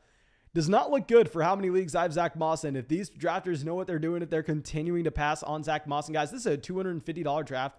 So whenever we're in these $250 drafts, I always operate under the assumption that these drafters are very smart and these drafters know what they are doing. In some instances, when we'll hop into a $250 draft, you'll have someone that looks like they are just completely lost. Here, though, I think these drafters are extremely sharp. Okay.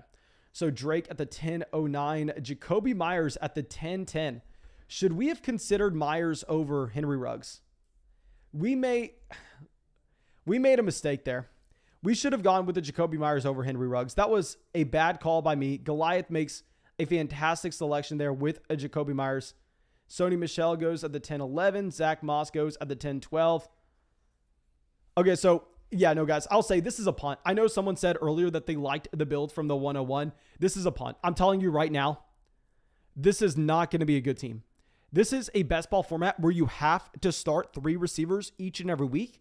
And if we go through, if we look at what they did at quarterback, I think this is so far overkill that your only receivers are Keenan Allen, Juju, and Antonio Brown. You have 3 quarterbacks here in Rodgers, Jalen Hurts, and Ryan Tannehill that you just get. I can't be drafting 3 guys in like the top 120 picks at the quarterback position. I think that this team is dead. I think that this team is going to have such a hard time making it back up at receiver. Like, look at the receivers that are going off the board right now. Receivers gotten soaked up. That's why I ended up going with Ridley, DJ Moore, Julio Jones, McCole Hardman, and Henry Ruggs where we did, where maybe you don't necessarily love the value with those receivers, but the problem is later on, like what we're going to be looking at in this round is just so disgusting. It's hideous. Now, if we did decide to go with a receiver, if we did decide to go with a quarterback or a tight end, honestly, we possibly could here. Now, Tan Solo on the clock. He has 2 quarterbacks. So S has 0 quarterbacks so far. This is the team that went for the DK Metcalf, Tyler Lockett, and Russell Wilson double stack. Maybe they consider taking a Joe Burrow or a Matthew Stafford here. I think that we could potentially take Burrow or Stafford. We would obviously only be taking 2 quarterbacks. Like, we're not taking a third. We'd have to save an extra spot for a receiver.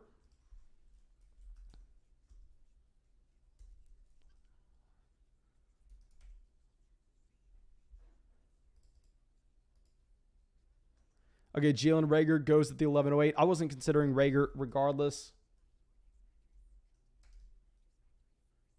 Mike Gesicki at the 11.10. Burrow goes at the 11.09. So S passes on quarterback yet again. So we don't have any stacks with the Matthew Stafford.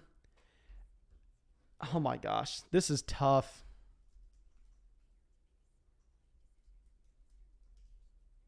We're going to be making a reach, a quote-unquote reach.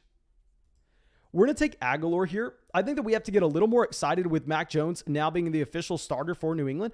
We have back-to-back picks. Okay, thank God.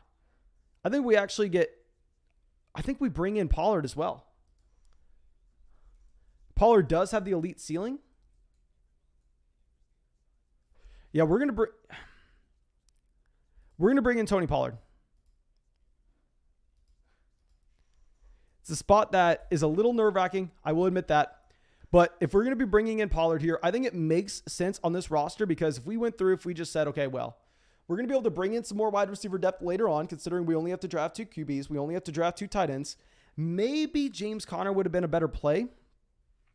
But I think it is about a time to get a 4th running back there. Just because the receivers in this range, I don't see a massive difference between like MVS and the guys we're going to be looking at 3 or 4 rounds later. And the running backs are going to fall off. Okay, so a lot of people saying to go with Jamal Williams. Guys, I'm not going Jamal Williams over either Tony Pollard or James Conner. I would have definitely considered James Conner over Pollard, but I can't consider Jamal. Fitzmagic goes to the 12.05. So we have a little bit of a quarterback run. I mean, my Lord, Fitzmagic going at the 12.05 seems a little early. This team, did they get McLaurin? No, they got Antonio Gibson and Logan Thomas, however. And Curtis Samuel. Okay, so they definitely do go out there and guarantee that they actually get that stack. We actually went for a Washington stack in the live stream last night, and someone took Ryan Fitzmagic in the 10th, obviously. That did not allow us to complete that stack, however. Now, Tyrell, oh my God, did we make another mistake here? No, I think we're fine with Nelson Aguilar and Tony Pollard over Tyrell Williams. But definitely an intriguing pick. Definitely someone that needs to be rising. Jamal Williams at the 12.07. I will say that's good value, guys. That's definitely good value.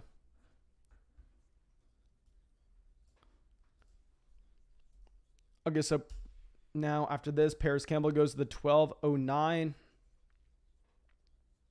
Let me see how many leagues I've actually drafted Tony Pollard in so far. And guys, also, if you are just now coming into the live stream and for whatever reason you have not subscribed to the channel, I think we're about to pass 33,000 subscribers. Let me pull this up. How many subscribers do we have? We are 6 subscribers away from 33,000. Guys, if you have yet to subscribe to the channel, if you have yet to drop a like on the live stream, make sure you do so. Let's make sure we hit 33,000 subscribers in this live stream. That would be absurd. That'd be absurd. Okay, yeah, guys, Team 1 is completely dead. I will say, usually, that's kind of why I like getting in these $250 leagues. Every time you get into one of these $250 leagues, it seems like one team just has no shot to win. And this team in this draft is Team 1. Going with Singletary, going with Everett. I actually like Devin Singletary, to be honest. But when you only have at receiver here, Keenan Allen, Juju, Antonio Brown, it doesn't matter if this team drafts a receiver every single round after this. They're going to be so far behind everybody else at the position that they're going to have no shot to catch up. That team has to be dead. That team is just dead. Okay, so Kirk Cousins goes at the 1304. If the 101 team is in here, please let me know. I'm hoping that you're not watching this live stream right now because I'm hoping that you're not a member of the flock. I'm hoping it's just some random guy in the lobby. Leonard Fournette at the 1306. Let's pull this back up here. We got to kind of scroll down a little bit because this ADP isn't that good, to be honest. This ADP is not something you want to be basing a lot off of. Like the ADP in the other underdog drafts, like the Puppy and the Best Ball Mania, that ADP is very solid in that, I mean, so many drafts happen every single day, but the big dog, not as many drafts happen. So it's not as good of an ADP list.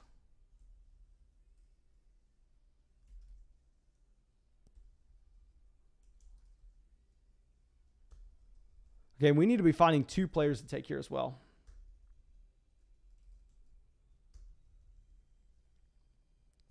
So if we take another tight end, I think we can be done at the position. I'm not exactly sure.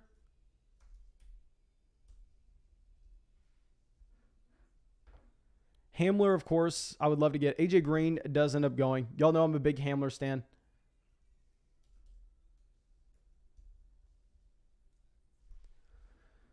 Okay, so Randall Cobb goes. We have 4 running backs already. Do we just take a tight end here? What's the bye week for TJ Hawkinson? I think that we actually probably take Evan Ingram. And okay, this is perfect. We're taking Matt Ryan as well. We have Calvin Ridley. I didn't even look at that. We have Calvin Ridley, so we're going to take Matt Ryan at 13-12. We're going to take Evan Ingram here as our as our tight end 2. At least let me double check that. Yeah, we probably want to be taking Ingram here. It's either him or Amaro St. Brown.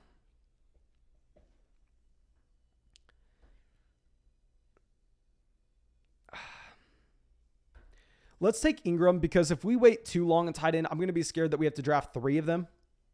So let's just get Evan Ingram. That way I can make sure that we only have to draft 2 quarterbacks, 2 tight ends, 5 running backs, and then if my math is correct, 11 receivers. We'll get 11 receivers in this build. So we're going to have a ton of names. Of course, they're all going to be long shot guys. We're just trying to find some random spike weeks for. But yeah, I think that taking Matt Ryan there is honestly maybe a no-brainer, considering the fact that most drafts, you see Matt Ryan going significantly ahead of Baker Mayfield, Kirk Cousins. You see him going ahead of Fitzmagic. You see him going ahead of Tua Tagovailoa. So Matt Ryan there on a Calvin Ridley build is perfect. Hunter Henry at the 1403. And guys, also, if you have not used promo code FLOCK on Underdog Fantasy yet, what are you doing? Let me go through and show off the entire draft board as we give you all this fantastic information. And seriously, guys, if you watch this live stream often and you just support the channel, I promise you, and I mean this with my entire heart, you have no idea, like you could not comprehend how much you signing up for Underdog Fantasy with promo code FLOCK helps out our channel. And because you are helping out our channel so much, when you use promo code FLOCK on Underdog Fantasy and make that $10 deposit, you are getting $25 added to your account to Underdog Fantasy with the promo that we have. And more importantly, not only are you getting paid money to go out here and do fantasy football drafts. At the same time, you are actually getting our 2021 fantasy football rankings, our 2021 fantasy football tiers, all of which are going to be updated to the start of the season. So if we have an injury this next week, then you're going to know how the rankings get updated. You're going to get our 2021 fantasy football draft guide, our 2021 dynasty rookie draft guide. Those are hundreds of pages of information. Literally, we could be selling them for like $80. And all I'm asking is a $10 deposit on Underdog Fantasy with promo code FLOCK. You can find the link in the description of the video. You can find it in the live chat. Make sure you go through, support the channel. Now, after we take Ingram, we have a massive run on tight ends. So, hey, y'all see that? Y'all thought I named the live stream smartest man on the planet for no reason? No, clearly there was a reason and why we did that. Clearly there was a reason. Okay, Giovanni Bernard at the 1502. Great value with Gio. Great value with Gio.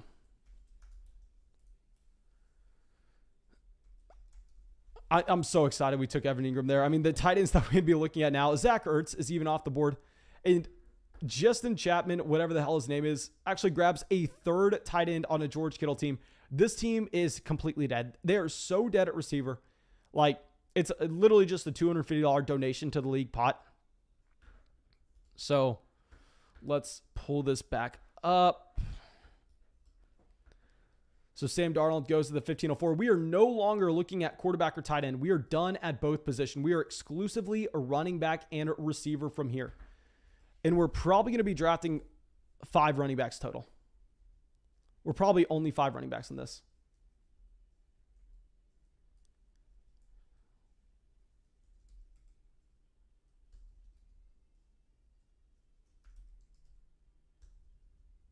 Okay, Chuba Hubbard goes to the 1507. We have Tyson Williams going at the 1506. Judy McKissick at the 1508. Okay, so we got some running backs going off the board now. So it looks like our next 2 picks most likely are going to be receiver. Deshaun Jackson goes. Honestly, I don't really care about Jackson.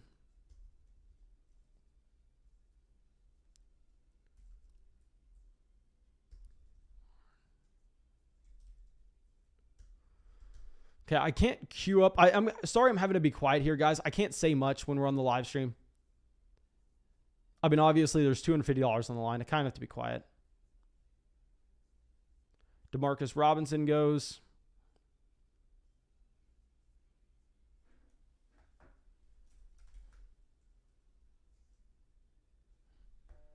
Okay, we are back on the clock. And I can tell you right now, one of these picks will be Philip Lindsay.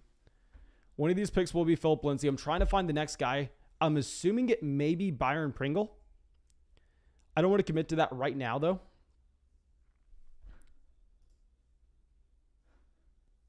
I think we go Byron Pringle. We have drafted Mecole Hardman here. So I guess we just soak up that wide receiver 2 role that we actually have in Kansas City. I'm not going to make that selection right away because there's a lot of pressure. I just want to make sure we're making the right pick. Yeah, so I'm not even going to say the other players that we're considering because I'm kind of hoping that they make it back to us in the following rounds. So let's take Byron Pringle here. So yeah, now all relevant Kansas City Chiefs receivers have been drafted. Let's show off this team here at the 112. We'll call this the what if Tyreek Hill gets injured team. Because if we go through, we look at this running back room, we have Barkley, Gaskin, Rojo, Pollard, Lindsay. I think we're fine at running back there. I mean, I'm not going to be going that much heavier on running back than at receiver. We have Ridley, DJ Moore, Julio Jones, Mecole Hardman, Henry Ruggs, Nelson Aguilar, and Byron Pringle. So we're a little light on receiver, but I mean, we have a very strong quarterback room with Lamar Jackson and Matt Ryan. We have a strong tight end room with TJ Hawkinson and Evan Ingram. So a very balanced team. I mean, we got some nice stacks in there. We'll be able to just have the correct roster construction, I think, in the 2-5-11-2, which is what we're really trying to accomplish in every draft. And we're going to get another draft going after this one, my dudes. Thank you, everybody, for going down there and dropping a like on the live stream and subscribing to the channel. We just passed 33,000 subscribers. That is massive. Thank you, everybody, going down there and dropping that like and subscribing to the channel. Okay, so Nate says, what is your favorite format to play fantasy football on? Best ball, a lineup per week, dynasty, etc. By far and away, in a lot of the Patreon leagues are this format. The best way to play fantasy football, and it's not even close in my opinion, dynasty best ball. Dynasty best ball is fantastic. I mean, if Underdog Fantasy somehow comes up with Dynasty Best Ball, you have I don't think it's in their plans. I don't think it's in their plans. I could be completely wrong. Obviously, that's way, way, way, way, way above my pay grade, and I shouldn't even be speaking on it. But, I mean, Dynasty Best Ball is just the best of both worlds. I mean, it is so much fun. Okay, Mike says, next big dog already filling up. Let me know in the live. I'm going to do a poll right now. Let me know what y'all would rather have in the live chat. What would you want? We're going to either do another $250 draft or a $10 draft.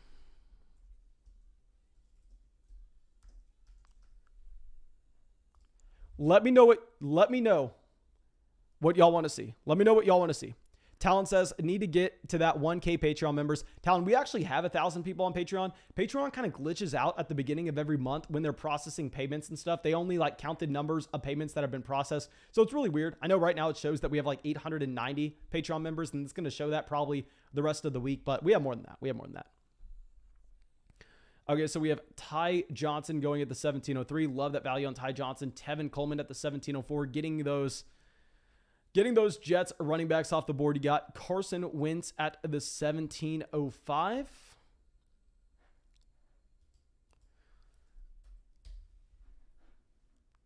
Okay, let's switch this out. Trevor says, is Underdog allowed in CA? If you're talking California, yes. If you're talking Canada, yes. So Canada, I believe I've heard some people saying that Underdog, by the way, guys, when you use promo code FLOCK on Underdog, and I think even when you sign up for Underdog regularly, you are going to have to get your identity verified, because when you sign up with promo code FLOCK on Underdog Fantasy, you're getting $25 added to your account. So, of course, you can't be signing up with a bunch of bogus accounts. So I think if you're in Canada, maybe that process may be a little longer. Like, you actually have to send a message to the Underdog team for them to verify your identity. I know some people have had to do that. Not everybody. So definitely just make sure you go out there and try. I think it's like, you're going to have to do it from like your computer or something. I don't know what it is. It's a little wrinkle in it, but I mean, you can 100% do it. We have a lot of people in these drafts from Canada every night. Okay. So Nico Collins is going to be a pick here. And then from here, maybe we go Zach Pascal. I mean, with the injury that we actually have, Zach Pascal, do we want Colin Johnson? Obviously, we can no longer draft.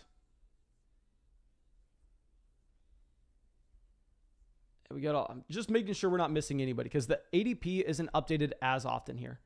So we get Nico Collins. Maybe we bring in a sixth. We're maybe going to bring in a sixth running back. I think it caps our ceiling on this team, but we don't need the ultimate ceiling here, just given the fact maybe we actually take in just Adam Troutman.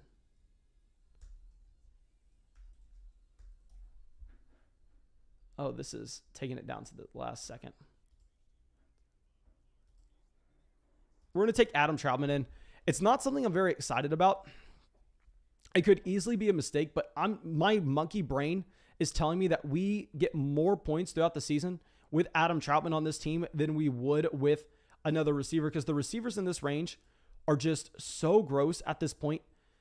It could be easily a punt. It could be very bad. Feel free. Like, if y'all are ever going to make fun of me for something in this live chat, this is what you make fun of me for right here. This is what you make fun of me for, is taking Adam Troutman as our third tight end when we already have Evan Ingram and TJ Hawkinson.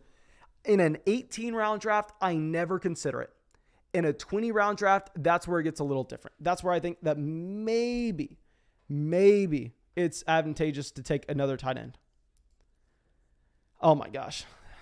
That was scary. John says, where do you rate the Steelers receivers? Okay, guys, I will say, okay, Trevor says, I meant California because I know some gambling sites are not allowed. I know this isn't gambling, but California rules are dumb sometimes. Yeah, that's how it is with, obviously, state by state in the United States right now, that obviously fantasy football, in my opinion, is not gambling. It's more like poker, and I don't consider poker gambling either.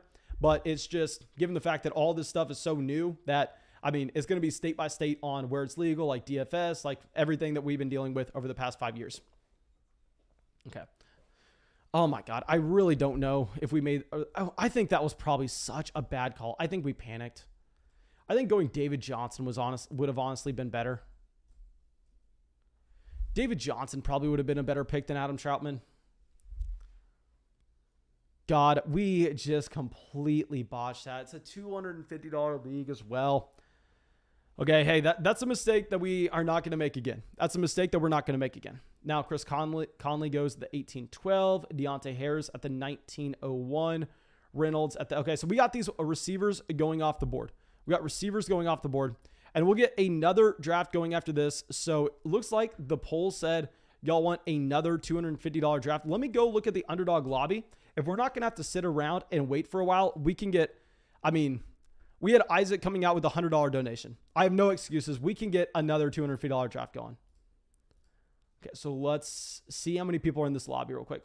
We have 4 spots open in the next $250 draft. So yeah, we'll get in that next one. If you want in this next draft on Underdog Fantasy, if you are a new member to Underdog Fantasy and you made that first deposit tonight with promo code FLOCK and that made that $10 deposit to get our rankings, our tiers, our draft guide, and $25 added to your account, guys, do not join the $250 draft. The $250 draft is not going to be for you. I mean, you are going to get burnt exactly how I did when we took Adam Trautman in the 18th. Instead, go through, draft in some $5 draft and some $10 drafts, get your feet wet, get really comfortable with the format. Then possibly another night you can join us for a $250 draft. Only people that are very experienced with Underdog Fantasy should be going through and joining the $250 league. But there are right now 3 spots available for anybody who wants to get in. Okay. So now, and also guys, I know a lot of people in here think that I am a very bad fantasy drafter, which I may be. And if that's the case, come out here. Hey, I got my $250 on the line. You versus me. Let's see what happens. Okay. So with this next pick, are we really only going? Okay. So the receivers we have here, Ridley, Moore, Julio, Hardman, Ruggs, Aguilar, Byron Pringle, Nico Collins. Yeah, no, we have to draft 2 receivers here. We have literally no option. So we're going to go through and we are going to make a pick as a shout out to the only member of the YouTube flock currently in JN. We're going to get Devin Duvernay going, lock him in. Now that we have Miles Boykin on the IR, we have Rashad Bateman on the short-term IR as well. Devin Duvernay as a long shot bet that is drafted in very few of these leagues. And now another player that we're going to be taking is going to be Quintez Cephas here. Now that you do have Brashad Perriman getting cut. So let's bring in the combination of Quintez Cephas and Devin Duvernay as our last 2 selections. And our team in this draft was at quarterback, Lamar Jackson, Matt Ryan. At running back, Saquon Barkley, Myles Gaskin, Ronald Jones, Tony Pollard, Phillip Lindsay. At receiver, we have Calvin Ridley, DJ Moore, Julio Jones, McCole Hardman, Henry Ruggs, Nelson Aguilar, Byron Pringle, Nico Collins, Devin Duvernay, Quintez Cephas. At tight end, we have TJ Hawkinson, Evan Ingram, and Adam Trautman. The mistake that I think we made on this team is, and this is a $250 draft, everybody, is I think instead of taking Trautman here, we should have gone with a receiver. That was the mistake. We should have instead most likely gone with a Zach Pascal. But let me show off this entire draft board because we're about to get this next draft going. There's only 1 spot open. It looks like it just filled. So guys, that should be the entire draft board. Pause it, go through, take a screenshot. What I need from you right now as I pull up this next $250 draft, you need to, I repeat, take every positive little being that you have inside you, every positive vibe that you could every positive thought that you have ever had. Go back and think about when you were chasing down the ice cream truck as a kid and put all that positive energy in this fingertip, blow on it, and press that like button. Press the like button, press the subscribe button. Send us some positive vibes so we get the 101 in this $250 fantasy draft. Let me pull it up because it's already filled. It's already filled. Let me pull it up and let's see. We probably already have our draft pick. Let's see where we're at. Okay, oh my God. What did y'all do to us? What did y'all do? Oh my God, here, guys. The 112 in back-to-back $250 drafts. Oh my gosh. This is brutal. Isaac coming out. Thomas, the editor, coming out and joining to become a flocker. My man, thank you so much, guys. What y'all need to do right now is everybody go through and give Thomas Wade, the newest member of Being a Flocker on YouTube, Give him a massive thank you because he goes through and he edits every single video for this channel. Not only does he edit every video, he makes every thumbnail. Not only does he do that, he does all the timestamps for y'all. Not only does he do that, but he does it the night that I record it. He stays up until like 3 a.m. every single night editing those videos for us. So please, guys, make sure you give a massive thank you to Thomas. Thank you. Thank you, Thomas. Okay. Yeah. And Isaac, I'm sorry, my man. You were too late. You were too late sending the positive vibes, and we get the 112. And last draft, we started Barkley. We started Calvin Ridley. Let's see how this one plays out. I don't even know what we're going to be finding. Okay, so we do have Debo out here in another draft. We have DSR out in another draft. We have Deeznators out in one. Oh my God, guys, this is fantastic. This is the same person, I believe, that was in the last $250 draft. And I think they kind of botched the last one. I think they botched it. I think they went way too late at receiver. Maybe they're on to something that I don't know about. If they're just jumping into $250 draft after $250 draft, because like I've told y'all so many times before, when we're in these $250 drafts, I'm kind of assuming that I'm the idiot. I'm assuming that I'm the guy in here that doesn't know what's going on. If I'm in a $5 draft on Underdog, which I do throughout the day when we're not on the live stream, there I'm sitting there, I'm acting like I'm hot shit. I'm acting like I'm the best thing that's ever walked on the planet. But here in these $250 drafts, I'm kind of like I'm the runt in the room. But I mean, based on what we saw with this last draft, I do not think that this is a shark. I do not think that this is someone we need to be too worried about. Rummy Rams, however, we need to be worried about. Deeznators, we have to be worried about Debo and DSR. But the good thing is they're on the other side of the draft with us. They're on the other side of the draft. So we don't have to worry too much about that. Barkley goes to the 110. Eckler goes at the 111. This time, I think we have a very similar start. I'm trying to see, do we want to go receiver here, Diggs and Ridley? We're definitely locking in Stephon Diggs. However, we're debating right now Calvin Ridley and Jonathan Taylor.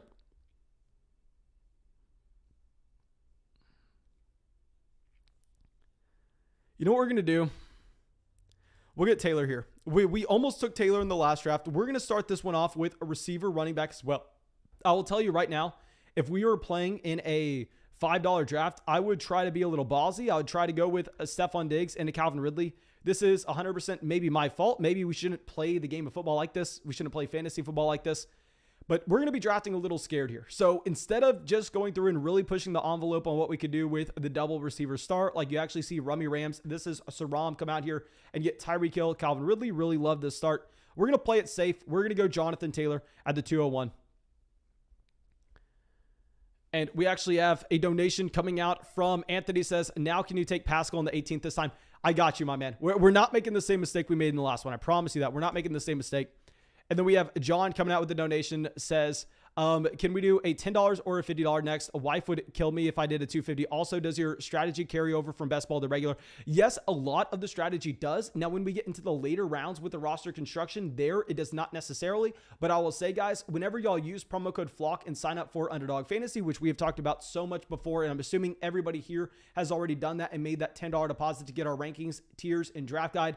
In those rankings, tiers, and draft guide, I have nothing for best ball. That is not for Underdog at all. That is all for your 2021 fantasy football draft. So you can see exactly what my rankings are for that. Of course, here we have to make some slight adjustments. Well, let me see if we had anything else. And John, also, I'll get another draft going after this. I mean, this is our third draft so far. This is our third draft tonight, but I mean, we passed 33,000 subscribers tonight. Y'all have dropped a ridiculous amount of likes on the live stream. So we'll get another one going. This is going to be a 20-round draft, so we're going to get a ton of drafts going tonight. We'll get another one going after this, my dudes. AJ Brown at the 12-10. Okay, Caden says, will you accept my Bryan Edwards and Tua for Zack Wilson in the Flock 17? No. Unless you're offering me Zack Wilson. If you're offering me Zack Wilson, I'll take Zack Wilson off your hands. Okay, AJ Brown at the 210. And Jay Bird comes out here and he says something that's easier said than done. He says, play the cards, not the money. Great way to say it, my man. Now you have Darren Waller at the 2-5 to Joe Stack. I mean, last draft, we saw Darren Waller fall to the 2-11, which was crazy to think about. I mean, it was crazy to think about. CeeDee Lamb at the 301. Joe Mixon falls. I believe this is back-to-back drafts. Joe Mixon maybe has fallen to the 212. Starting your draft off CMC, Joe Mixon, CeeDee Lamb, that's a literal cheat code. I probably would go Keenan Allen over Lamb, but still getting CMC and Joe Mixon, those guaranteed touches at running back on your roster. I mean, literally, look at the difference in starting CMC, Joe Mixon versus us going Stephon Diggs, Jonathan Taylor. It's unfair. Like it's not fair in the slightest. That is crazy. That is crazy. Okay. And Antonio Gibson fell to the 209 as well. You never see Antonio Gibson fall that far. This draft has been wild. This has been, shout out to Thomas for making the thumbnail. This has been a chaotic live draft. I will say that right now. This has been a chaotic live draft. Got Clyde Edwards-Helaire going at the 305. So any teams, it looks like every team so far is very balanced. All teams in this range have at least one running back and at least one receiver. Now you have a Chris Godwin at the 306. Godwin continuing to rise. I mean, I love seeing it. Y'all know I was all aboard of just saying that Chris Godwin was one of the most underrated receivers in fantasy just a few weeks ago when he was going way beyond this. But I mean, now he rises pretty much an entire round in ADP. I think that's perfectly fine. Okay, so now let's switch this back over. And we're just like we did in the last draft. Actually, I'm gonna have to shut up. I don't know why we're still talking. It's a $250 draft. We have to at least try to hide a little bit here. Mindcracker coming out with another donation. My man says, drafting first in a 14-team PPR. Any advice on strategy after McCaffrey? My man, if you could come away with either Darren Waller or George Kittle in the second, that's fantastic. And also when you're taking CMC, a big thing that you want to be understanding is the fact that he gives you such an edge with your roster construction and that he allows you to deviate instead of having to continue to draft running back. You actually get the opportunity to instead slam in receivers and get that elite tight end afterwards. So don't rush going out there and do not rush getting those running backs on a CMC build. So now we're going Cooper Kupp. No question with this pick. Actually, no, let's not make it real quick so we can kind of debate Tyler Lockett versus DJ Moore. And I'll say if it's going to be a league where we have to submit our starting lineup every single week, in that instance, we're going DJ Moore, no question, because it's going to be hard to find the Tyler Lockett spikes and know exactly when he's going to pop off for the 30-point plus weeks. But since this is best ball and we don't have to submit our starting lineup every week, instead, I actually think that we make a transition and here instead we end up going with the Tyler Lockett. So it's a pick that, trust me, guys, actually, I may even go DJ Moore.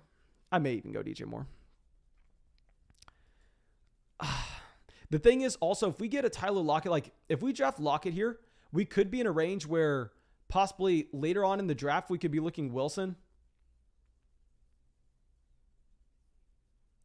Let's take Tyler Lockett. It's a pick I'm not excited about. We took DJ Moore in the last draft as well. So let's go Tyler Lockett at the 401. I was 100% grabbing double receiver there. Now it looks like just Chan, whatever the hell this name is. I can't read. Y'all know that. But he decides to go with two receivers here. So he's going through and he's getting some receivers a little earlier than what he actually did in the last draft. I definitely like his start in this draft so far compared to what we had in the last draft, where he goes Eckler, Chubb, Jones, and DJ Moore. Ryan comes out with a donation, says, happy to finally be in a draft with you, my dude. I'm Glory Fades. Definitely not stipend, though. My man, I'm happy that you're out here and in the draft. I believe you've gotten in a draft with us before, haven't you? I'm almost positive Glory Fades has been in the draft with us before. I don't think it's been. I was thinking it's maybe been like 2 or 3 weeks since you gotten in a draft with us, and definitely not a $250 draft with us. I'm assuming maybe you're saying you're glad to get in this league with us so you can take our money. But still, I'm happy that you're out here, my man. Thank you so much for, of course, hanging out in the live stream too. Okay. So Mike Davis at the 405. So Joe Stack punting tight end, going with a Mike Davis over a Julio Jones, going with the Mike Davis over a T. Higgins. That's a straight up punt. I could never consider doing that. I could never consider taking Mike Davis there. I like the Darren Waller selection. I mean, once he took Waller, I was like, oh, this guy's on to something. This is going to be a tough guy to draft against. But I think, like I said, in the $250 lobbies, I'm always the first one to admit that these guys could easily be significantly better at fantasy football than I am. If they're willing to put $250 into this public draft, then they're probably very good at fantasy football. But this is making me think possibly differently. I mean, going with I would say going with 3 running backs at the beginning is fine. Like if you're going with 3 running backs, like you're coming away with just say the start of, I don't know, maybe Barkley, Najee Harris. And then if you get David Montgomery falling to you there, if you want to go 3 running backs that way, But going Aaron Jones, David Montgomery, Mike Davis, I think that's really tough. Okay, Benny says, do you wear regular pants with the suit on top? Man, you think I'm wearing anything underneath? My man, you must be new to the live stream. Okay, so Claypool at the 410, Adam Thielen at the 4.9. I will be the first one to admit you have to raise up Adam Thielen with Irv Smith going down. I mean, you can't deny that. Okay, Julio Jones actually went at the 311, so I apologize for saying that Mike Davis before Julio Jones was a bad pick, but I still think Mike Davis before T. Higgins, Brandon Ayuk was a bad one. I mean, Patrick Mahomes falls all the way to the 408 to the team that took Kelsey at the 105. They get the Mahomes stack coming in here at a value. We have tried to make those drafts work in the past, and it's so hard looking at both Patrick Mahomes and Travis Kelsey on the same team to find wide receiver and running back value throughout the rest of the draft that can make up for it. Now, this is a 20-round draft, so maybe you're a little more excited about doing it here compared to a regular 18-round draft. I'm going to be interested because obviously this is someone that's probably very good. He's a highly experienced drafter. That means he's done like 1,000 of these drafts over the past 2 seasons. So I'm going to be interested to see how he constructs this team because like I said, guys, despite what the beginning of the live stream, the title of the live stream says, that we're the smartest man in the world, I'm probably the second or the third. There are probably 1 or 2 people smarter than me. This guy could easily be one of them, considering he's done significantly more drafts than I have. And I'm going to be interested to see how he can go through and he can construct this team because it's been something that I've struggled with. Okay, Nate says, what is your favorite water brand? My man, my favorite water brand is, okay, honestly, this is very specific. But you know the water fountains where you actually just put your bottle and like you put it like this and it has the sensor and it fills from the top like that? My Lord, like those water fountains at whatever gym that you're at that they just fill it that way. I don't know how those are filtered, but there's nothing that tastes better than that. There's nothing. Like if I ever became a millionaire somehow, I would definitely put one of those in my house. Like one of those little, like it's like a water fountain, but at the same time, it has the little thing where you put your bottle on it. Is that filtered water? Nothing beats it. I don't really drink bottled water. I don't drink bottled water. Okay, so Miles Sanders at the 508. We would have definitely taken Miles Sanders as our running back 2 here if he fell. We would have definitely gone that route. Is this another Lamar Jackson build? Boys, this may be another one. We'll see. Obviously, we would have preferred to have Josh Allen fall to us. Deeznators takes him at the 507. I believe Deeznators may have been in every draft that we have done so far tonight. I know he got in on the Patreon draft at the beginning of the live stream. Okay, so Kyler Murray goes. So it looks like we're not going to be able to look at an elite quarterback here. Josh Jacobs goes as well. So I guess our running back goes off. I'm not considering taking Darrell Henderson here. So I think instead we probably just double tap receiver. We're definitely going to go Robbie Anderson. Devonta Smith, however, I don't know if I can take Devonta Smith. I know that he, in theory, has more upside than what you're actually having with some other receivers in this range. And in the tournament style, you should be looking for upside. If I'm pulling up my rankings right now, I can't take Devonta Smith. So instead, we're probably going to go down. We're probably either going to get a Tyler Boyd or a Deebo Samuel. Javonte Williams could be intriguing, but I just really think the running backs that we're going to have later on to us are going to be fantastic. And there are some other teams here that are near us. I mean, both Justin and Dr. Stanky Leg, they have both taken 3 running backs to start off. So I think the chance that they take running backs coming into our next pick is maybe a little lower. So instead, let's go. Oh my God.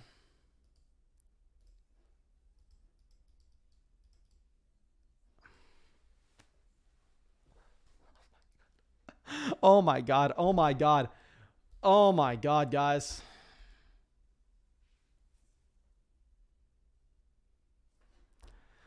We get someone we did not care for. It is what it is. I thought that we were going to go double receiver there. If we were going to go with the running back, I'd probably prefer a Javonte Williams or a Gus Edwards. Oh, that is brutal. I was sitting there going, you know what? We probably have to take Boyd. We probably have to take Deebo. Didn't know which guy to go with. Darrell Henderson. We have Darrell Henderson in no drafts. Let's spin it like this. Let's say that we're going to be a little more balanced in this draft. Let's say that we want to go through and we want to get a running back that we have in very few leagues. So let's get Darrell Henderson. No problem. No problem. No problem. I meant to click draft and I ended up clicking on the news. So it is what it is. We're going to take Darrell Henderson at the 601. And honestly, after we take Darrell Henderson, I'm not going to lie. We maybe have gotten lucky here. We may have luck boxed this because now right afterwards, We have Gus Edwards, Javonte Williams, Trey Sermon, all going off in this range. And oh my God, Joe Stack here passes on a receiver again in the 6th round. I have never seen a team in this $250 big dog tournament go 6 rounds without drafting a receiver. They are going to be in a very tough spot, I mean, also, Dr. Stinky Leg only has 1 receiver here as well. Justin Chapman only has 2 receivers. I have not seen this happen in that many drafts. So honestly, with how people are drafting running backs in this league compared to our other $250 drafts, I think that was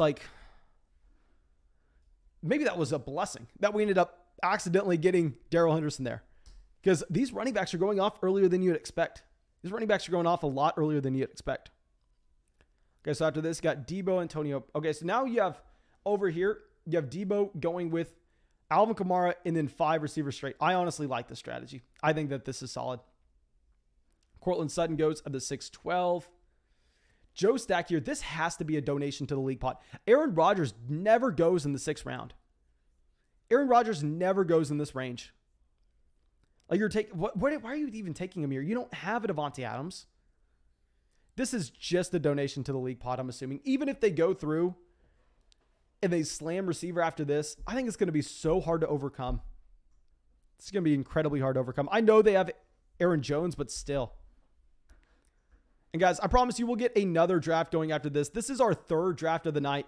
Just make sure if y'all are enjoying the drafts, you use promo code FLOCK on Underdog Fantasy. Get $25 added to your account with a $10 deposit. Get our 2021 Fantasy Football Draft Guide. Get our rankings. Get our tiers. And hopefully gain the knowledge that you do not want to be auto-drafting at the 601 in a $250 draft. Party Till She's Hot says, you may have won this draft. Your league mates are drunk. They are. I mean, I kind of want it. Actually, I don't even think I have enough money on my Underdog account to continue to fire into $250 drafts. Maybe tomorrow night we can get some more going. But based on how easy the lobby looks in these $250 drafts right now on Underdog, I kind of want to keep going. I just simply, I can't. Okay, so now we have Chase Edmonds at the 704. So the strong teams here are going to be the teams that we honestly kind of expected to be strong. I mean, if we go through DSR is just a crusher. He is a crusher in every single draft that we are in. Debo is a crusher as well in all the drafts that we are in. Glory Fates has a very strong team here. There are some strong teams. Deezinators always crushes every draft. I want to see what he does here in the 7th round. I mean, he went Javonte Williams at the 606. I mean, he does have 3 receivers here in Hopkins, McLaurin, Higgins. It's intriguing to take Josh Allen over a Kyler Murray on a team that you did draft DeAndre Hopkins. There's some very good drafters in this league, but I mean, in a $250 draft, you're kind of expecting every drafter to be a good drafter. So if you get in a league, you find yourself in a league where you look at 2 or 3 teams and you go, okay, these teams are pretty bad. That's like a $750 donation to the league pot. That's like ridiculous. There are some very good drafters in this draft, but I think there are also some drafters that right now, hopefully, I mean, maybe they turn it around. Like Joe Stack does get DJ Chark at the 708. I could easily be wrong here. Like I said, guys, I go into every $250 draft assuming that I'm the dumbest guy in the room, which could easily be the case. But I think this is looking pretty tough right now. Okay, I'm assuming that we go Mike Williams. I'm assuming that Mike Williams is honestly maybe a smash pick here. Let me just star him. And we took Lockett. So we're taking Mike Williams. We're at least taking Russell Wilson. Let's unstar Mike Williams and instead star Russell Wilson. Wilson's 100% going to come in and he's going to complete that stack with a Tyler Lockett. We're definitely going to go with another receiver. I'm not taking Raheem Mostert. Y'all know the last player I'm ever taking is Raheem Mostert. Yeah, we're going to go. And I don't really love Mike Williams. A big thing is, though, in this league where we don't have to submit our starting lineup, Mike Williams does have an incredibly high average depth of target, which does bring volatility, and it does bring those spike weeks exactly like we have from a Tyler Lockett. So I think we're actually going to go with the Mike Williams here. I love getting Russell Wilson at this pick, too. That's honestly why if going back and looking at why we drafted Tyler Lockett instead of getting DJ Moore there, is because we said we could possibly get Russell Wilson at the 7-8 turn. Those were our exact words. So I think that just the fact that he falls there, this draft looks really strong. Okay, so let's go through and let's look at our team so far. So at running back, we have Jonathan Taylor, Darrell Henderson. At quarterback, we have an elite option in Russell Wilson. And we have a very strong wide receiver room with Stephon Diggs, Cooper Kupp, Tyler Lockett, Robbie Anderson, and Mike Williams. Okay. So let me know what y'all think of that. Let me know what y'all think. So we do have Justin Shaman. This is what I'm saying. I hate to say it. I hope that he's not in the live stream right now, but I hope he finds the channel sometime soon so he can learn why this is a bad move to be drafting this few receivers so far in this build. I mean, going with the Raheem Mostert as your 5th running back when you only have Julio and DJ Moore at receiver is definitely a very bad call. And going with the Dak Prescott in the 6th, that's a very bad call. I think he has been in the last $250 drafts, and I think it's like a donation. After this, we actually have the team here, Joe Stack, deciding to get Marquez Callaway. Okay, so he's starting to go through. Maybe he slams receivers here, and that team ends up looking really good. Maybe I'm speaking a little too early on this. A.J. Dillon goes the 808 to DK Jets. And you know those highly experienced drafters, they're drafting A.J. Dillon in almost every single draft. I mean, they're going out and they're getting A.J. Dillon in a ton of leagues. You can pretty much guarantee if you see someone with the red shield that they're targeting A.J. Dillon in the draft. And Derek says he usually doesn't take Kyle Pitts, but taking him at the 501 did make some sense. I'll say that I am more willing to draft Kyle Pitts at the beginning of the 5th round in a league like this where you have the tournament at the end of the season and you're trying to find the most upside humanly possible. Because while I do rank both Mark Andrews and Hawkinson over Kyle Pitts, I'm not going to sit here and act like Kyle Pitts doesn't have a higher ceiling than both of those options. So if you're talking about getting the top 99th percentile outcome, maybe getting Kyle Pitts at the 501 is going to be fine here now that we've had the injuries to the other tight ends. And now that's going to be pushing everybody up. Justin Herbert falls all the way to the 811 to the team that took Keenan Allen in the 3rd round. Fantastic value on Justin Herbert. Michael Pittman goes to the 812. So we had a pretty big wide receiver run happen here. Pretty big receiver run. And Mike says, what do the shields mean on underdog? So these people that have red shields, they either cashed out for a certain amount of money last year on underdog. I don't know what the exact dollar amount was, but like they won X amount of dollars in drafts last year on underdog, or they've done 1,000 drafts total. So they're very experienced players. They're guys that are regulars in underdog. Y'all have seen exactly how many drafts I've done on underdog. And I also do them throughout the day as well. Like by the end of the week, we'll easily have 200 drafts on underdog. And I don't even have a shield. Marvin Jones at the 902. Have any of y'all gotten into multiple underdog drafts at the same time? Because it's honestly fun. Like I've done it off the live stream where you're in 3 drafts at once and you have them just spread out. You have to do it on your computer. Obviously, you can't do it on your phone. But it's wild. I'm assuming that maybe that's how a lot of these shields actually have that because they just enter in as many drafts as they possibly can and they have them pulled up all at the same time. Okay, now let's pull this back over. And okay, so we're going to be back to back here, and we really have a hole at tight end. We have our elite quarterback, and we have a solid receiver room. So we're going to be hoping a tight end falls to us. It's not going to be a big deal if they don't. Like I would be fine continuing to take wide receiver. I'd be fine taking a running back here as well. So we have the flexibility based on how we've constructed this roster and that we can go in a couple different routes. Derek says the most he did was 4 puppy drafts. Okay, honestly, that's more than the most I've done. I've done 3 at once. I've done 3 puppy drafts at once. I haven't gotten in 4. That's even pushing it. That's pushing it, my man. That is crazy. Ryan says I'm in 3 right now, including this $250 one. Okay, y'all are... I thought I was multitasking, going through and doing the live stream at the same time. Y'all are really out here crushing it. Okay, so Logan Thomas ends up going at the 909. I mean, you do have Trey Lance falling. If we would have taken Deebo Samuel where we took Darrell Henderson, then possibly we could have considered going with a Trey Lance. Noah Fant goes, I think we kind of lock in Tyler Higbee here. We're locking in Higbee, and we're trying to figure out what we want in terms of receiver versus running back.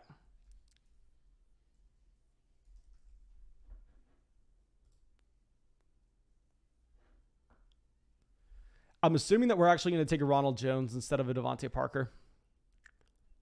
We have 5 receivers. I think we can afford to go out there and get a 3rd running back. I know it kind of sucks to see me take Rojo over and over and over again. We took him in the last draft. But it's just the receivers in this range are disgusting. And trust me, guys, I love a Zach Moss. I actually prefer Zach Moss to a Ronald Jones. But we've had Zach Moss in way more drafts. I mean, we haven't drafted Ronald Jones in that many. So let's take Rojo at the 10:01 here.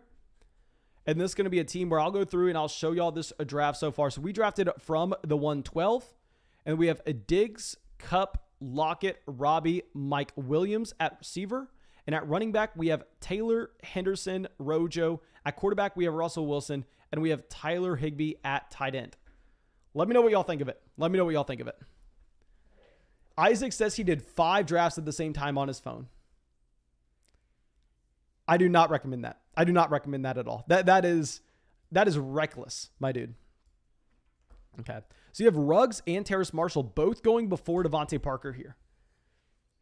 So one interesting note that we've had with this draft, I guess that these rookies are just continuing to slide up. I know obviously Ruggs isn't a rookie, but still. Zach Moss goes to the 10:06. Zach Moss, I believe, fell to the 10:12 in the last draft. Trey Lance goes at the 10:07. I didn't necessarily feel the need to go out there and quote unquote take the value on Trey Lance when we do have a Russell Wilson at the 7:12. I mean, Wilson just gives you such a high floor and ceiling.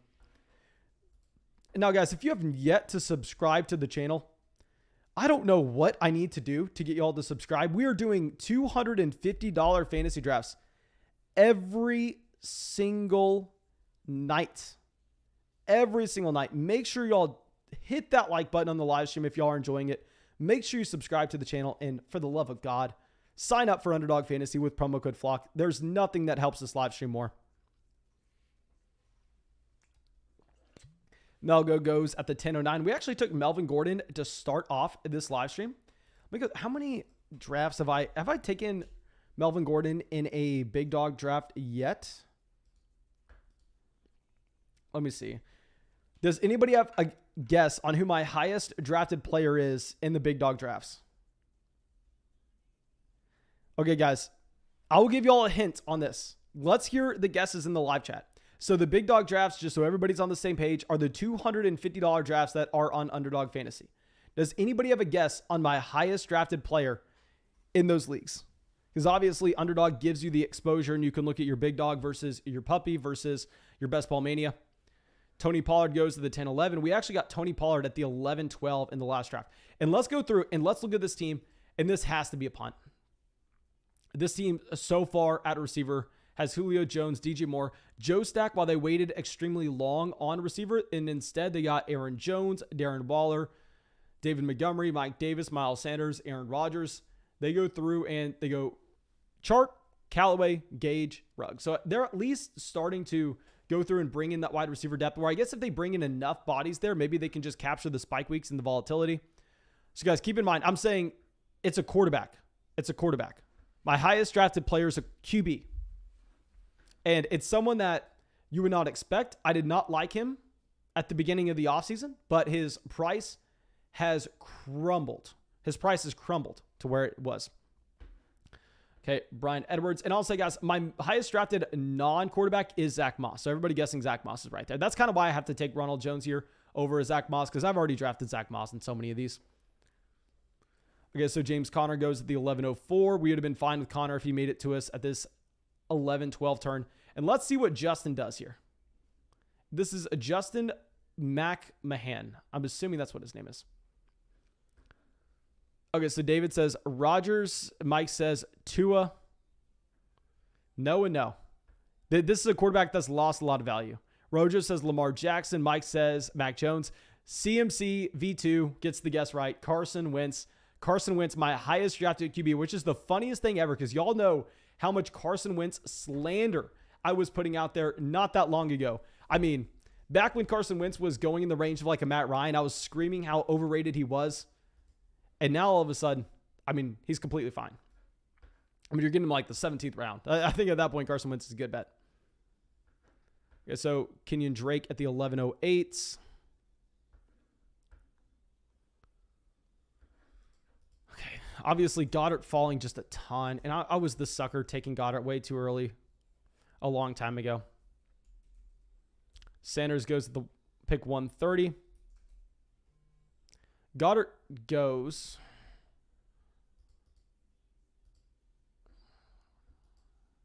I think Gabriel Davis is probably going to be a pick here, and maybe a Jamal Williams.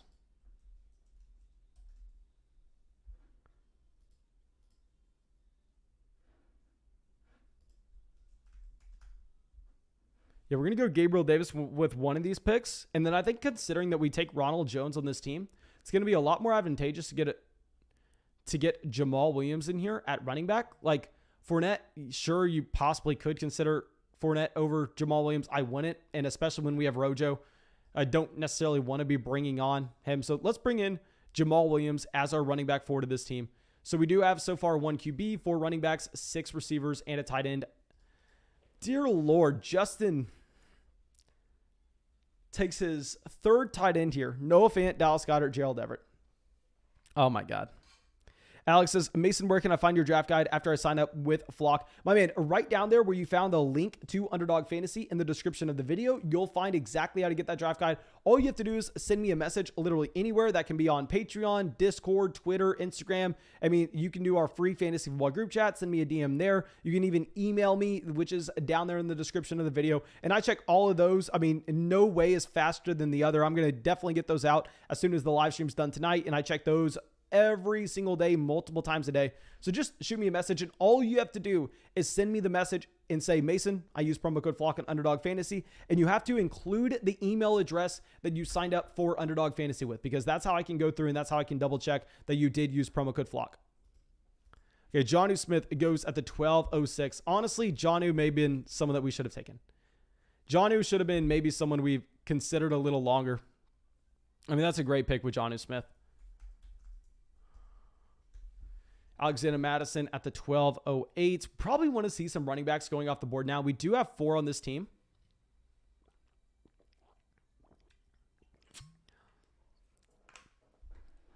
Okay, let's go through it and let's check out Debo's team real quick, because it looks like he's gone very thin on running back, where so far he has Kamara and Kareem Hunt. And outside of that, he has taken A.J. Brown, Allen Robinson, Chase Claypool, Jerry Judy, Antonio Brown, Rondale Moore. He's got 2 quarterbacks here in Tom Brady, Justin Fields. I mean, he does stack Justin Fields with an Allen Robinson. He takes Tom Brady to stack with an Antonio Brown. And he takes Devin Singletary as his 3rd running back there at the 12:10. I mean, Debo here is just a straight up crusher. He is a crusher. I hate being in drafts with him. DSR as well. I mean, we have a lot of crushers in this league. Deesnators is a crusher. Brandon says, do they take your best quarterback, running back, wide receiver scores? Yes, sir. So what happens on Underdog Fantasy is you don't submit your starting lineup every single week, which is why this is a perfect place for you to actually be able to get in some real money fantasy football mock drafts. Like if you want to go out and you want to become a better drafter in 2021, the best thing you can do is just sign up for Underdog Fantasy, hop in some $3 drafts, and they're real money drafts, so you know that everybody's going to be taking it seriously. They're not going to be timing out. You're not going to be going up against the computer, and it's no time investment at all during the season. And that what actually happens is at the end of every single week, they take the highest possible score across your entire roster. Like if you have, say, a Tyler Lockett popping off for 40 points, then he slides into your wide receiver 1 spot at the end of the week. And then it just adds up throughout the course of the season. So yeah, definitely, in my opinion, the best way to play if you're going to play in a lot of leagues. Now, of course, you still need to be in your leagues where it's a regular fantasy football league where you're submitting your starting lineup every single week, where you're going through and working the waiver wire, because here also there are no waivers. So of course, those leagues are still important and you're always going to prioritize those, but this is an added tool to make you better for those other leagues. Okay, so I think that Debo's team, honestly, here is probably the scariest. I mean, especially knowing that he's going to be able to find running back value later on, it's very, very scary. Now, if we're talking about quarterback stacks that we could potentially have later in this draft, I mean, we could potentially get a Stafford. Actually, Stafford we can't. Stafford already went at the 10:02. That would have been very intriguing. What we should have possibly considered. No, we couldn't. We wouldn't have considered Stafford here. We would have thought that there was a small chance he made it back to us in the 11th. But I was saying, we have both Kupp and Higbee on this team. So it would have been really nice to get that stack. I have no idea what I'm doing right now. Switch this back over. Okay, so now we're at the 13-12. Evan Ingram goes at the 13:09. So at tight end, we have Tyler Higbee. So we're going to be drafting 3 tight ends in this league. We're going to draft 3 tight ends. Shepard goes. Rager goes. Okay, so Bateman I'm not considering in a league where we don't have the tournament at the end, but I think here he's actually slightly more intriguing just because he could have some upside during the fantasy football playoffs. So we're going to actually take Bateman. For our other pick, we may go with another rookie.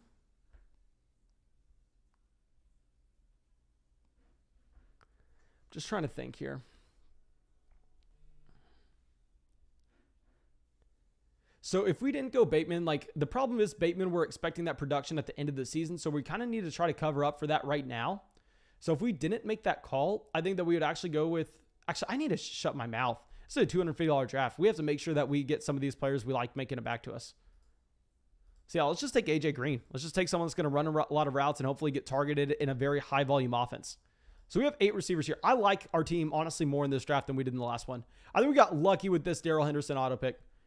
This made us really lucky because what we'd have been looking at with the 7-8 turn here is possibly grabbing a Dylan. I would have passed on Dylan. So instead, we would have most likely gotten the combination of Zach Moss and Rojo here as a running back 2 and running back 3. And then we would have been kind of in a tough spot at tight end as well. We got lucky with that Darrell Henderson auto pick. I think that happened for a reason. We got lucky for that.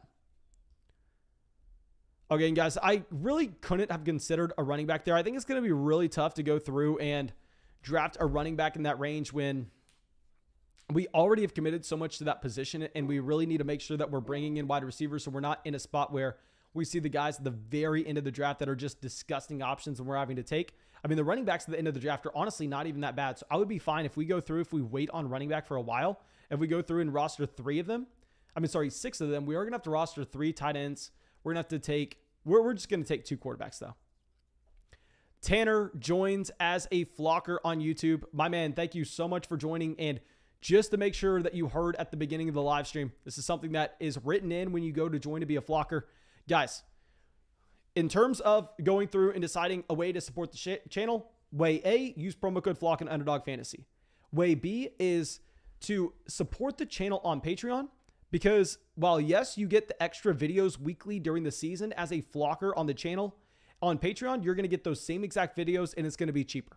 Just to be completely honest with y'all, YouTube takes a lot more fees from that than Patreon does. So I'm trying to get more people to sign up for Patreon. So I do have that option there to be a flocker. I've said this multiple times today, but definitely make sure you're considering Patreon first. If you want to do both and you're like, you know what, Mason, I just really want to support the channel. Thank you so much. And I genuinely appreciate it. But Patreon is going to be cheaper. And of course, the link's in the description and you're going to be getting the same exact videos every single week.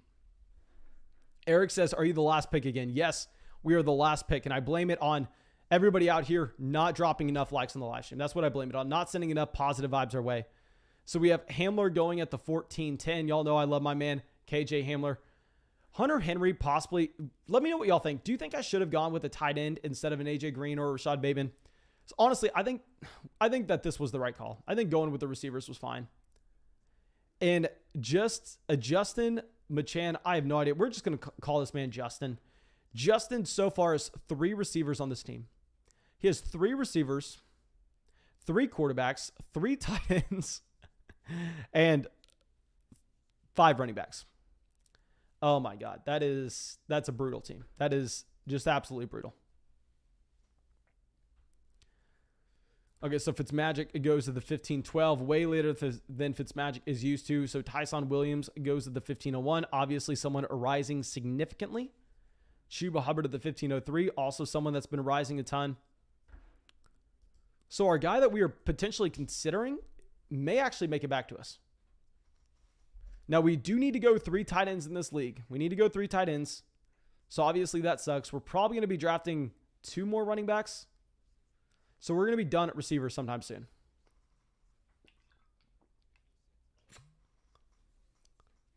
T.Y. Hilton at the 15-04. I just wish we knew what was going on with T.Y. Hilton. Like, if you knew how many weeks T.Y. Hilton was going to be out. Ramondre Stevenson at the 15-06. Oh, our guy. That's what I thought we were doing in the next round. I thought we were getting Stevenson. Okay, let's pull this back up.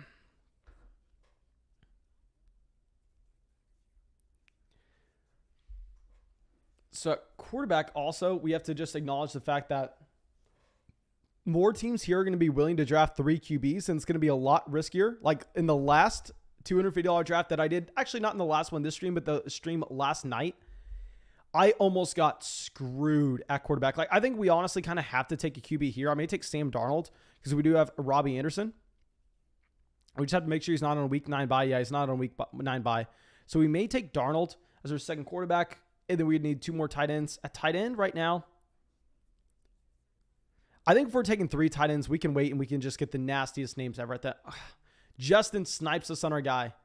He goes with Amara St. Brown. So we're going to get a quarterback. We're going to get Sam Darnold here. And I think if we go through, if we look elsewhere,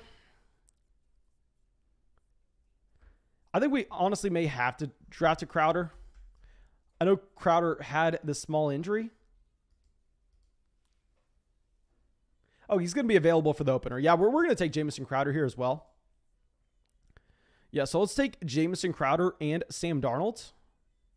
And then from here, okay, so we're going to have 9 receivers, 2 quarterbacks. Yeah, this is going to be a fine construction. So we can have 2 quarterbacks. We can have, how many more picks do we have? We may be done at receiver. Yeah, so we have 4 more picks. So we're actually going to bring in 2 more tight ends and 1 to 2 more running backs, and then 0 or 1 more receiver. Okay, so obviously we're kind of pushing it, but I think a big thing is just understanding that this league, people are going to be a lot more willing to draft 3 quarterbacks that in a regular format than in a regular 18-team league. So I wouldn't necessarily be wanting to make a bet that we actually get someone like Mac Jones falling to us at the end of the 17th, where I'm fine making a bet going, you know what, we'll get Teddy Bridgewater, we'll get Mac Jones, we'll get whoever falls in a league like that. However, in a 20-man league, we know that the constructions are a little different, where we're going to see a lot of 3 quarterbacks teams. So we have to at least acknowledge that. Like, you got Big Ben, Zack Wilson going off here at the 1605, 1606. Bad Roto says, so underdog versus my fantasy league, which is better? My man, are you joking with that statement? Have you tried playing on underdog fantasy? Have you guys? Okay, serious question right now. How many people have used promo code FLOCK? And be completely honest. How many people in the live chat right now have used promo code FLOCK on underdog fantasy? And just say either good or bad, your experience so far on underdog fantasy. If you've used promo code FLOCK on underdog fantasy, got $25 added to your account, got our 2021 fantasy football rankings, got our draft guide, type in the chat right now, just good or bad based on the experience that you've had on underdog fantasy. Because I have heard nothing but positive things.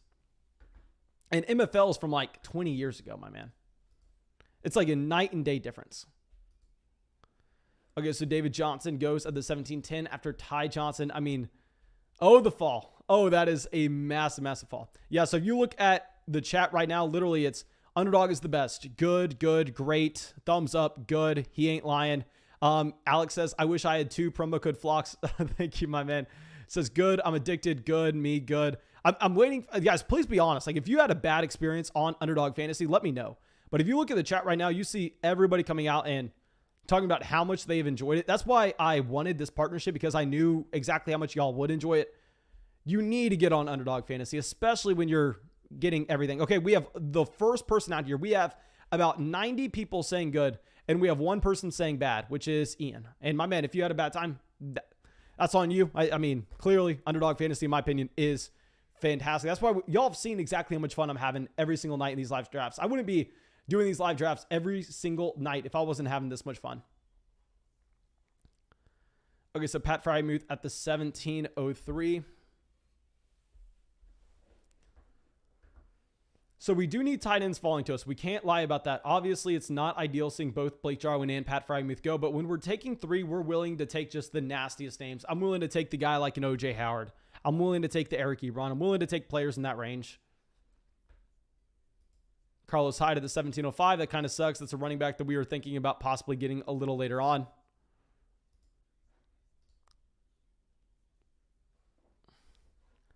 Okay, so come on. Let's see what we're getting. Okay. Anthony Ferksker, obviously. I have done such a poor job at tight end so far this year. This is maybe why I've just been going out and getting Darren Waller and Travis Kelsey in every draft, because I'm kind of throwing in the towel. Anthony Ferksker is another player that I was drafting way earlier than this before the preseason. I was drafting him like 3 or 4 rounds before where we're currently at. I mean, I was drafting him at his ADP every single time, and I was that sucker that was having to pay up for him. And now I think that we're maybe taking him here. We may be taking him here, to be honest.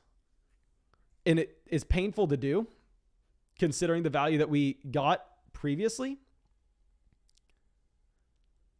And now we're having to pay up. So Jared Goff goes to the 17-10. So that's why we took a quarterback in the last round, guys, because look at what we'd be looking at now. We'd be looking at Teddy Bridgewater, and that's it. So Justin takes our guy, Hunter Renfrow. So we're probably going to go Anthony Firkser, and we got a bunch of people in the chat saying to take Quez Watkins. Guys, Quez Watkins has already been drafted. Okay, from here, honestly, we're probably going to go Anthony Firkser, and then we're going to get Darrington Evans, because a lot of these other tight ends, they're all going to be in the same range. So I'll say, okay, once we get Firkser off the board, Evans and Tevin Coleman. Tevin Coleman's going to have a significantly higher floor. Like, we're expecting more points at the beginning of the season from Tevin Coleman. I would expect Darrington Evans. Oh my God, I didn't even see Darrington Evans landed on IR. Okay, well, ignore me. Ignore me. Thank God we at least saw that. So now we're probably going to go Tevin Coleman.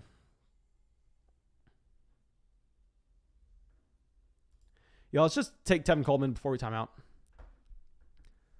That's going to be our 5th running back on this team, and we're possibly going to be taking 6. I know a lot of people want to cap it at 4 or 5, and I am 100% of the opinion in an 18-round draft that you need to cap it at 5 running backs in these tournament leagues at the very most.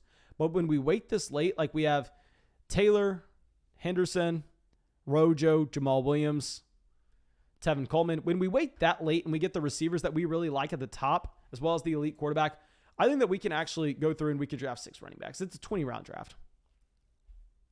Guys, Tyson Williams was actually drafted at the 1501. He was already off the board. Okay, so Malcolm Brown at the 1804, Boston Scott at the 1805. That would have been so embarrassing if I just ended up going out there and drafting Darrington Evans. Tom says trade for Quest. Okay, that's pretty funny, my man. That's pretty funny. Okay, we're going to get a $10 draft going after this one, so I'll probably send out that link like ASAP after we're done with this. I know a lot of people want us to get a $50 draft going. My dudes, I am sorry. I literally did 2 $250 drafts tonight. I spent $500 in this live stream. It has to be a $10 draft. I literally just can't do a $50 draft. I apologize for that, my dude. Okay, so Nico Collins at the 1808. Love that Nico Collins value. Definitely really like that Collins value.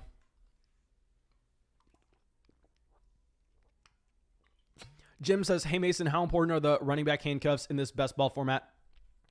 Tanner says, how do I sign up for Underdog? Okay, first let me answer the handcuff running backs. So in a best ball format, like if you're going to see us playing in like the $10 draft that we're about to do, where there's not the tournament at the end of the season, there's going to be a tournament at the end of the season in the big dog, considering it's a public league, and there's that guaranteed prize pool for after the year during the fantasy football playoffs.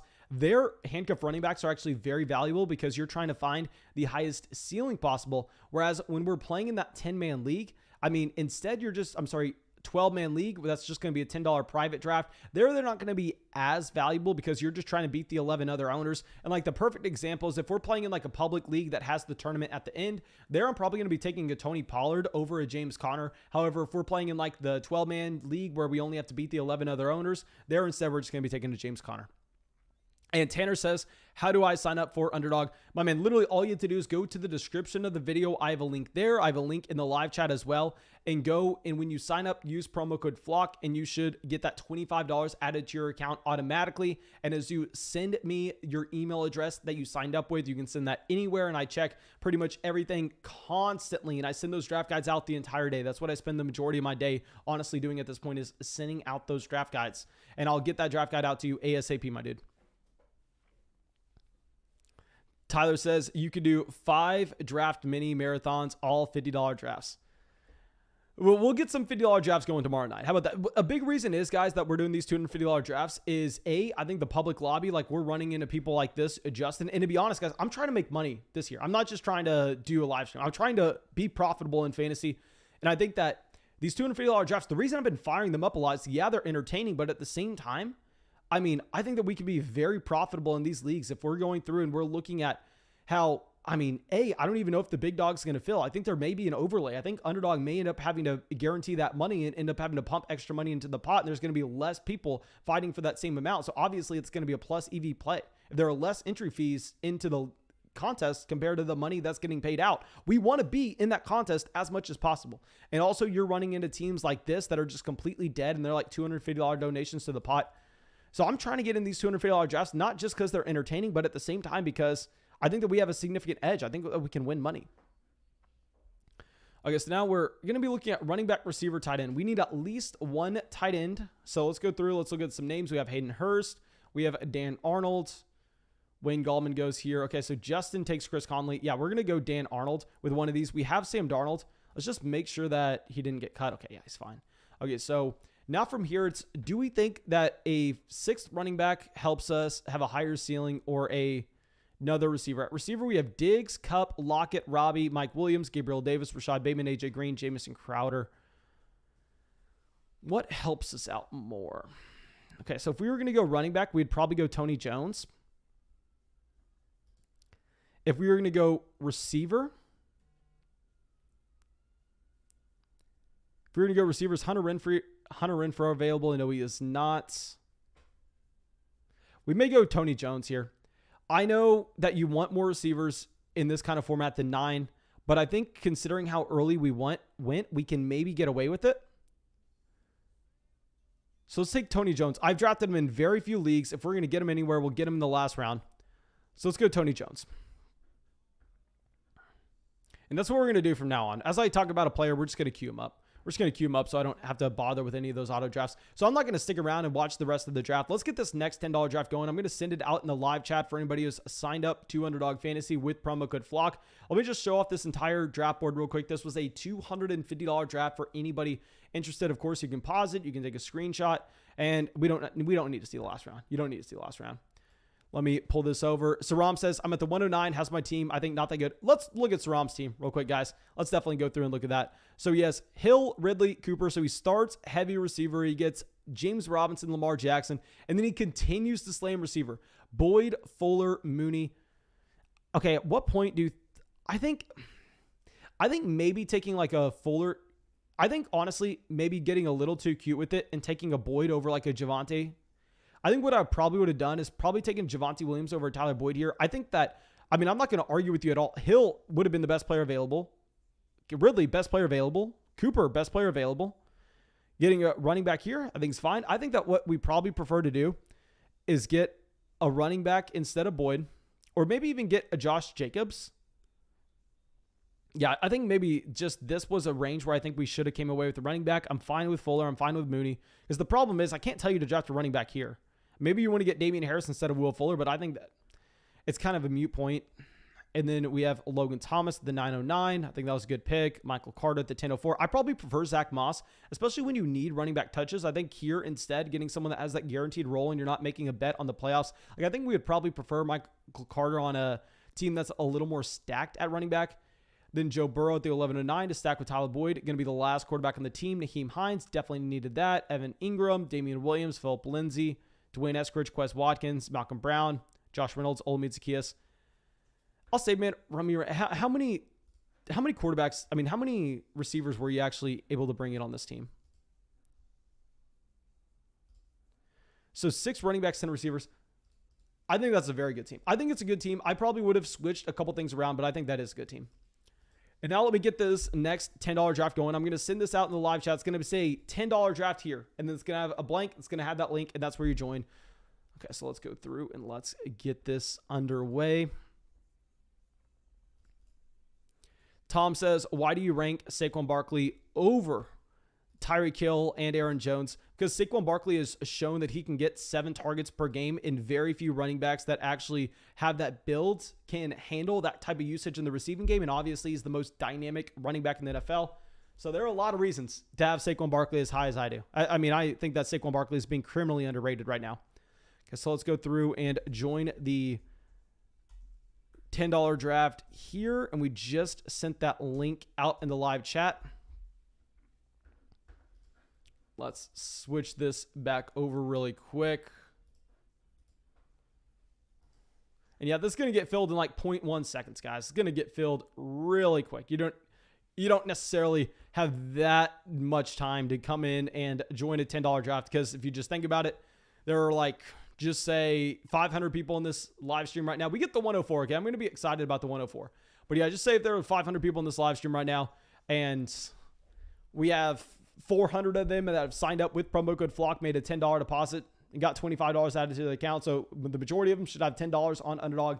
Probably all want to be in the draft. So we're going to try to get more drafts going. Like, that's why I started the live stream a little earlier tonight. This is our 4th draft of the night. So I'll say this.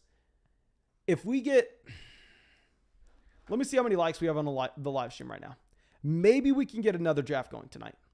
It would have to be a ridiculous amount. Getting 650 getting 5 drafts going would be ridiculous. I think probably 650 likes would be the mark. Let's say if we get, how about this? If we get 620 likes in the live stream, we'll do another draft after this. So if at the end of this draft, we have 620 likes in the live stream, we'll get another one going.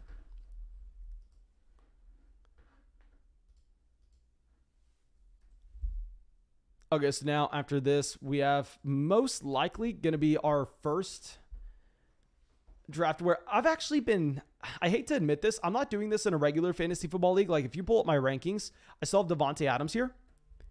But I've been more and more willing to take a Travis Kelsey with this pick. I'm not considering Henry. I'm not considering Zeke. It's either Adams or Kelsey. We're going to go Adams here. This is something that we were doing a ton not that long ago. Just taking Davante Adams here. I know a lot of people are going to go, oh my God, Mason, that's horrible. Guys, I think that it's a higher floor play than grabbing one of those running backs. I think the running backs that we can find on the way back in round 2 are going to be not that much of a difference. And at the same time, building around receiver here is going to allow us to find running back value that we like at the beginning of the 5th round. So yeah, I think Davante Adams, the 104, is going to be fine. The only other player I would have gone with would have been a Travis Kelsey. Steve says, Mason, you roasted my last draft with Josh Allen and Aaron Rodgers. Not this time. Okay, so we got Steve the Weave out here. Let's go through and let's look at the names that we have out in this draft. Okay, so C-Dubs has not been out here for a very long time, but I'm happy to have him out. Jay Elder, a longtime member of the Patreon. We got Saram out yet again. Daddy Rabbit, a regular. Clutch Cow, a regular. Steve the Weed, a regular. Card Muffin, a regular. We have PB and J. This is actually a really good name. And at the same time, I believe he is a new person on the stream. Radius has been out to 1 or 2 of these drafts before, but not every single one. Demo has been, I believe, never out here. So we got in Adele. We got 3 new people, I believe, that have never been out to this stream before. So I'm excited to have y'all, and I'm excited to crush y'all, to be honest. Okay, so now let's go through and Calvin Ridley at the 112. And guys, 650 likes is, I mean, we've been hitting 620 likes in the live stream consistently. We've been hitting that consistently. And right now we have like 8,000 views in the live stream total for today. So that's not a ridiculous amount whatsoever. Okay, so Antonio Gibson at the 202. That's like saying if 10% of the people that have watched this live stream drop a like on it, we'll get a 5th draft going. And we have already gotten 4 drafts going. Okay, so Hopkins at the 204. Waller goes to the 205. Yeah, so I figured in a draft room with y'all, there's going to be no chance that I was going to get a Darren Waller falling to us in the 2nd. Honestly, I kind of considered going Kelsey for that reason. Maybe we should have. Let's pull this over. So Najee Harris goes at the 206. Clutch Cow took a Derrick Henry in the 1st. Let's see where they go in the 2nd round. Nick Chubb and Daddy Rabbit, who took Ezekiel Elliott in the 1st, is on the clock. They go DK Metcalf. So this is a start that honestly may be one of my most common starts in 2021 so far. I mean, Davante Adams, Joe Mixon has been something I've been doing over and over and over again in fantasy drafts this season. Marcelo says, do you study at UT? No, I graduated from the University of Texas this past spring. Okay. So now we have Justin Jefferson at the 210. AJ Brown. Trent coming out with a donation. Thank you, my man. Says, hey, Mason, I've been a sub/donor for a year now and need a week 1 running back lineup in general help. Miles Sanders, Raheem Mostert, Chase Edmonds, James Conner, Jamal Williams, both Bills. Okay, so my man, I have not even begun to look at matchups for week 1. Let me pull up the week 1 schedule. We have Mike Sy coming and joining to be a flocker on YouTube. My man, thank you so much for deciding to be a flocker. And like I said, guys, you're going to find when you join to be a flocker on YouTube, like I say, it's actually in the description of this. But if you want to support the show here, that is completely fine, and I encourage you to do so. But on Patreon, you're going to be getting those same videos that we're going to be doing weekly for all the flockers here on the channel, and you're going to be getting those videos at a cheaper price. So I would support the show on Patreon, definitely. If you want to support the show here as well, I mean, by all means. I know not that many people want to be on Patreon, so I did set up both so people could go through and get those videos regardless. So with our next pick, we're most likely just going with the receiver. It would have been very nice to get a George Kittle falling to us in the 3rd, but at this point, I mean, it's either going to be Clyde Edwards-Helaire or a receiver, and CEH goes to the 302. So we're going to be looking in the range where we're possibly going to CeeDee Lamb or an Allen Robinson. That's going to be this next pick. Yeah, so CeeDee Lamb goes. Y'all know I'm taking Allen Robinson over Terry McLaurin every single draft. So let's go through and let's get that out here. And let's pull this back over. Okay, so if we're looking at the NFL schedule real quick for Trent. Okay, so if we're trying to figure out who he's going to go with. Okay, so he has Sanders, Mostert, Edmonds, James Conner, and Jamal Williams. So my initial reactions to tell you to go with a Chase Edmonds and Miles Sanders, just to double check the matchup. Yeah, Miles Sanders going up against Atlanta. Definitely want to be starting him there. And then with a Chase Edmonds going up against the Tennessee Titans. Not the best matchup, but I think that game could be a sneaky shootout. And obviously Edmonds going to get the receiving down role. I'd actually go with both Chase Edmonds and Miles Sanders. And I think right now it looks like a weak running back room, but I think you're going to be able to come through. I think you'll be able to see what players you're going to start on a weekly basis by the time we get to week 3 or 4. I think right now it looks very hard to project, but we're going to get a lot of clarity very soon.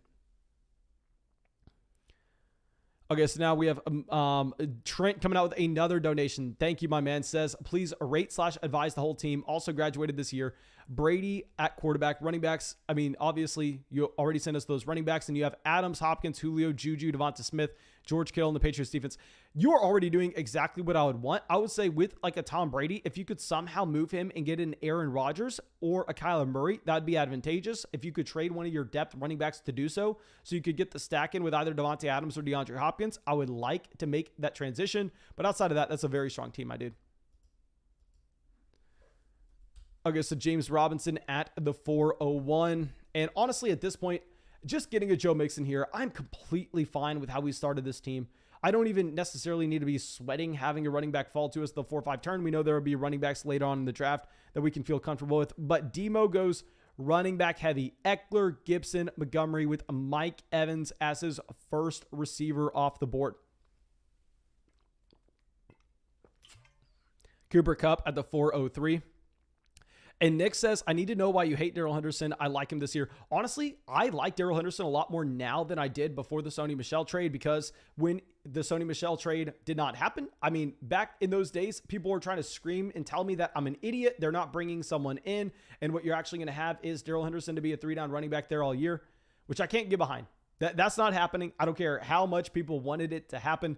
I mean, yes, we always knew that they were going to bring someone in. So I said that Darrell Henderson was always a very bad pick in the 4th round.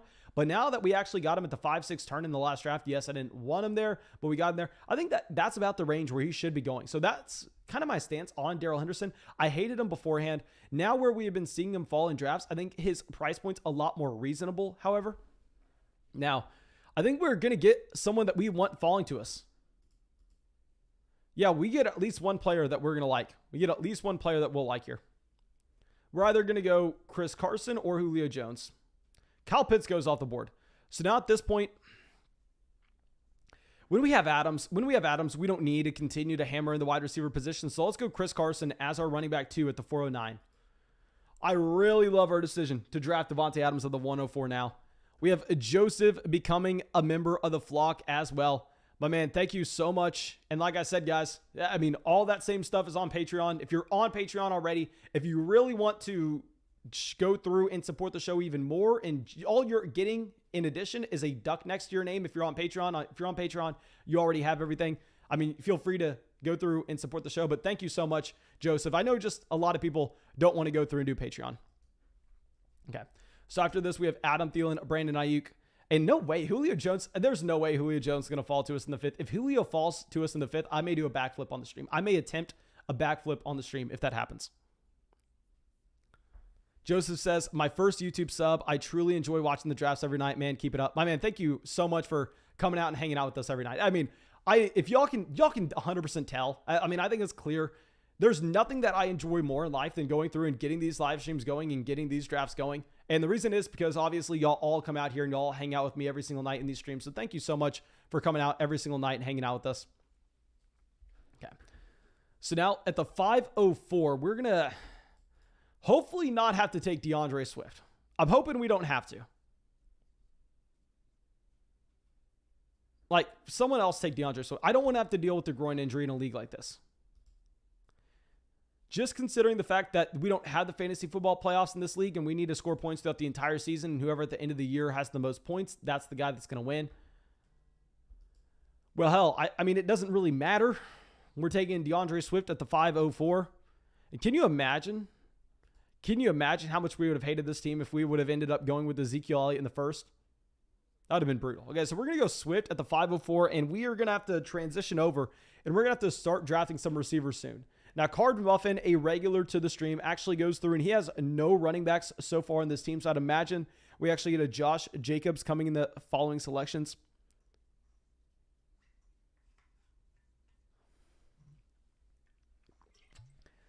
Okay, so Steve the Weave out of here. He's gone very balanced. He went, and I don't want to say reached on a Mahomes. He does get the Mahomes stack with the Travis Kelsey. I'll say Steve the Weave. It's going to be hard to come back from this. I have attempted, like, literally my first draft of the live stream tonight. I attempted a Kelsey and a Patrick Mahomes build, but we got Mahomes in the 4th round, and we were able to get in the 3rd. I believe we actually drafted Amari Cooper instead. And I still thought it was really hard to go through and play catch-up at receiver. I thought it was really hard to play catch-up at receiver. So if you're taking Mahomes, like, I can't do what Steve did here. I mean, I think that it's optimal to get Kelsey and Mahomes on the same team, but the opportunity cost that you have by passing on receiver and running back with 2 out of the 3 of your first picks, I think is a little too high, where we can go back and we can check in on Steve's team at the end of the draft. And my man, if you can work this out, I would love to see it. I would love to see it, my man.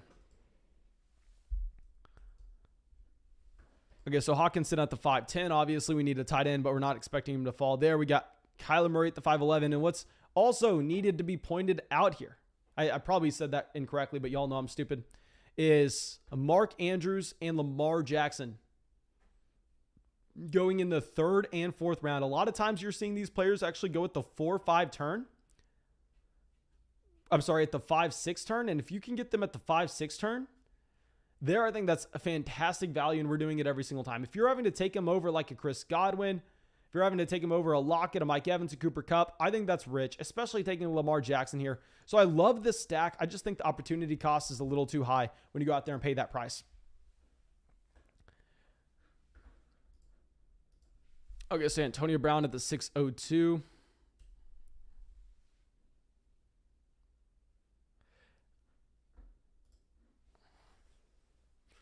Jamar Chase at the 603. Jamar Chase, I mean, falling like a rock. This is the range where Jamar Chase is a value. I'm sorry, y'all know I was not a massive fan of Jamar Chase previously in the 4th round, but getting him here is too much. Getting him here is a massive value at the 603.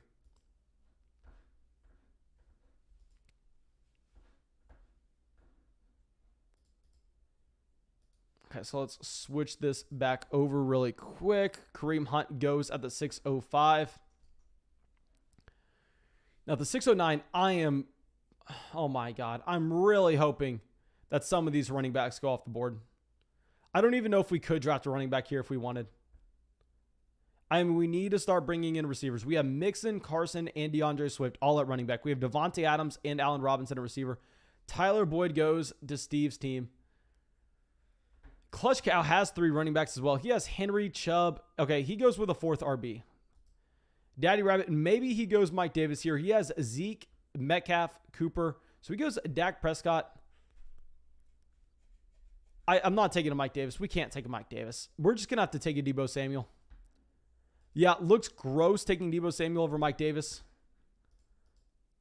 Going back to it, though, I think that there was no way we could pass on to DeAndre Swift there at the 504. We had to take that pick. If Mike Davis falls to us in the 7th, I'll take Mike Davis in the 7th, guys. I promise you, I'll take Mike Davis in the 7th. Aroda says, are we going to get one more draft in after this? If we hit 620 likes in the live stream, we'll hit one more draft going. We'll get one more draft going after this. If we hit 620 likes in the live stream, we'll get one more. We have already done, this is our 4th draft of the night, but I mean, tonight's a special night. We hit 33,000 subscribers tonight, which is obviously massive. Thank you everybody for going down there and dropping those likes and subscribing to the channel. Okay, so let's pull this back up. Myles Gaskin goes at the 6-12. Myles Gaskin before Mike Davis. Very rarely are you seeing that. I have players you would be surprised to see ranked over Mike Davis. I have Chase Edmonds ranked over Mike Davis, to be honest. Devonta Smith. Okay, this may be the draft. We take Davis. Mike Davis goes to the 703. We don't have to consider it. Instead, we're going to take a Courtland Sutton. Don't love Courtland Sutton, but the ADP value, kind of have to take him. Kind of have to make sure that we are continuing to diversify when we're having Courtland Sutton fall to the 7th. Very rarely is that happening. Usually goes in the 6th. So we're just going to go Deebo Samuel, Courtland Sutton. And so far with this team, we have at receiver, Devontae Adams, Allen Robinson, Deebo Samuel, Courtland Sutton. At running back, we have Joe Mixon, Chris Carson, DeAndre Swift. So we definitely need some tight end help coming in. I think at quarterback, we're going to be fine. We could find a lot of options at quarterback a little later on. I mean, we could possibly get a Justin Fields. We could possibly get a player like, you know, my man, Trey Lance. Trey Lance would be the guy I'm looking at. Don't love getting Justin Fields. It's going to be a little less exciting here because, I mean, obviously you want those players for the fantasy football playoffs at the very end. Thomas says Mike Davis is going to be a backup to Wayne Gallman. Thomas, if that happens, I mean, the Fantasy Flock Network LLC is making a ton of money this year. I'll tell you that. If that happens, if Mike Davis gets benched to any running back there by the time we get to week 3, life is going to be good. I'll probably retire, to be honest. I'll probably move to the Bahamas, move and just live out the rest of my life on a beach. Jay Gee says the Big Mac or the Whopper. My man, I'm going to be completely honest. Whenever I go to places like that, I'm a dollar menu kind of guy. So I do not know if I've ever had a Big Mac. I don't know if I've ever had a Whopper. Now, that is not to say that I haven't had McDonald's or Burger King. I've had a lot of McDonald's or Burger King. But to be completely transparent, like I said, I'm that dollar menu kind of guy. I'm not getting the big name sandwiches. Instead, we're getting the double-double. Instead, we're getting whatever the dollar cheeseburger is for Burger King.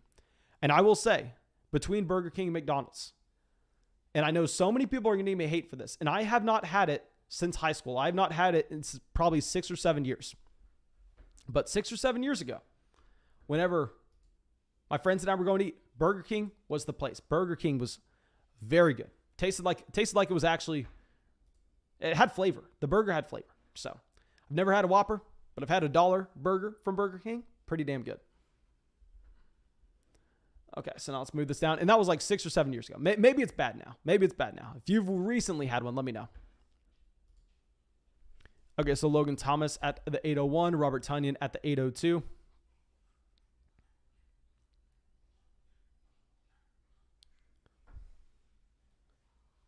I'll say also, if I'm going to get some kind of fast food, I'm always a chicken guy. Like chicken, I could eat like fried chicken and feel like $1 million. If I eat like food like that, I may be feeling pretty bad. Aaron comes out and says Whataburger. I grew up in Texas. In-N-Out is way better than Whataburger. In-N-Out's by far the best. Okay, so now after this, we got Michael Pittman at the 803. Let's switch this back over. So Raheem Mostert, maybe we'll take Raheem Mostert if he makes it to us. Obviously, we don't want to. So PB&J decides to take him. He has now 2 running backs with the combination of Darrell Henderson and Raheem Mostert. He has the stack of Lamar Jackson and Andrews. And at receiver, he has Diggs, Hopkins, Odell, and Juju Smith-Schuster. A.J. Dillon at the 806.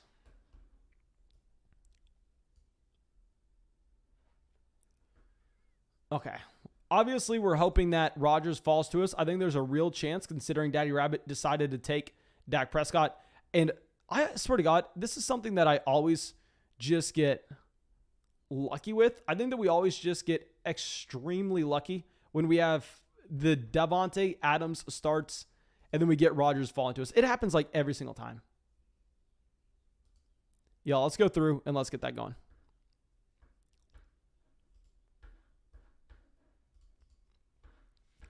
I mean, that's just the easiest pick ever. Now we only have to draft 2 QBs. We don't have to get a third guy on the team.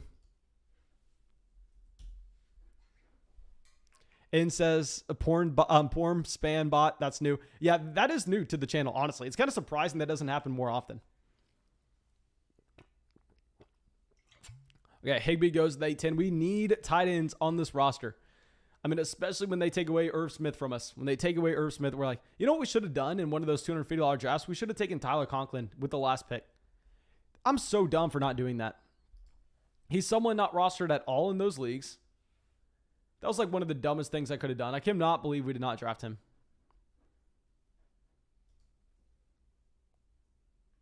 Okay, so Ronald Jones goes to the 8-11.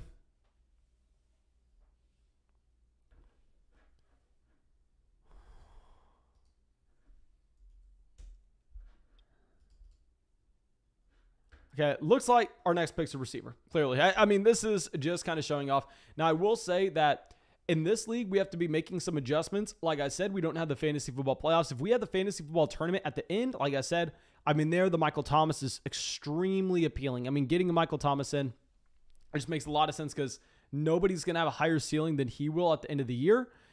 Now, in this kind of format, however, we're kind of looking for someone that can provide us production the entire season. We're not going to want to reach on on a Trey Lance, given the injury, as well as us getting Rodgers to already stack in with Devontae Adams.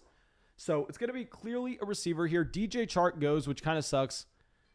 I'm going to make a pick that we haven't made that much, but it's, in my opinion, the right pick for this exact league when we need production throughout the entire year and at the beginning of the season as well. So we haven't drafted him that often. Let's take Marquez Callaway at the 904. I mean, I would have definitely preferred a DJ Chark. We're going to take Callaway here. I think that he's someone that by the time we get to the fantasy football playoffs, he's not going to be making that much of an impact, but we just need to make him to make an impact at the beginning of the season. If he can give us points at the beginning of the year, it's going to be fine. Okay. We get Rondell Moore, then Curtis Samuel. Jalen Waddle taking a little bit of a fall here. I mean, if we were playing in the tournament, I go Michael Thomas, I go Jalen Waddle. So Jalen Waddle does go at the 907 to Steve the Weave. Okay, so let's check out Steve's team because, like I said, guys, this was a spot where I thought it was going to be very interesting because he did decide to get Kelsey and Mahomes on this build. So far since then, at running back, he has Najee Harris and A.J. Dillon. And at receiver, he has Deontay, Robbie Anderson, Tyler Boyd, McCole Hardman, and Jalen Waddle. I think that he's done probably the best that you possibly can to go through and find running back and receiver value after you make that decision. But still, it's just so hard. Like, it's one of the hardest things that you can possibly do. It's one of the hardest things that you can do.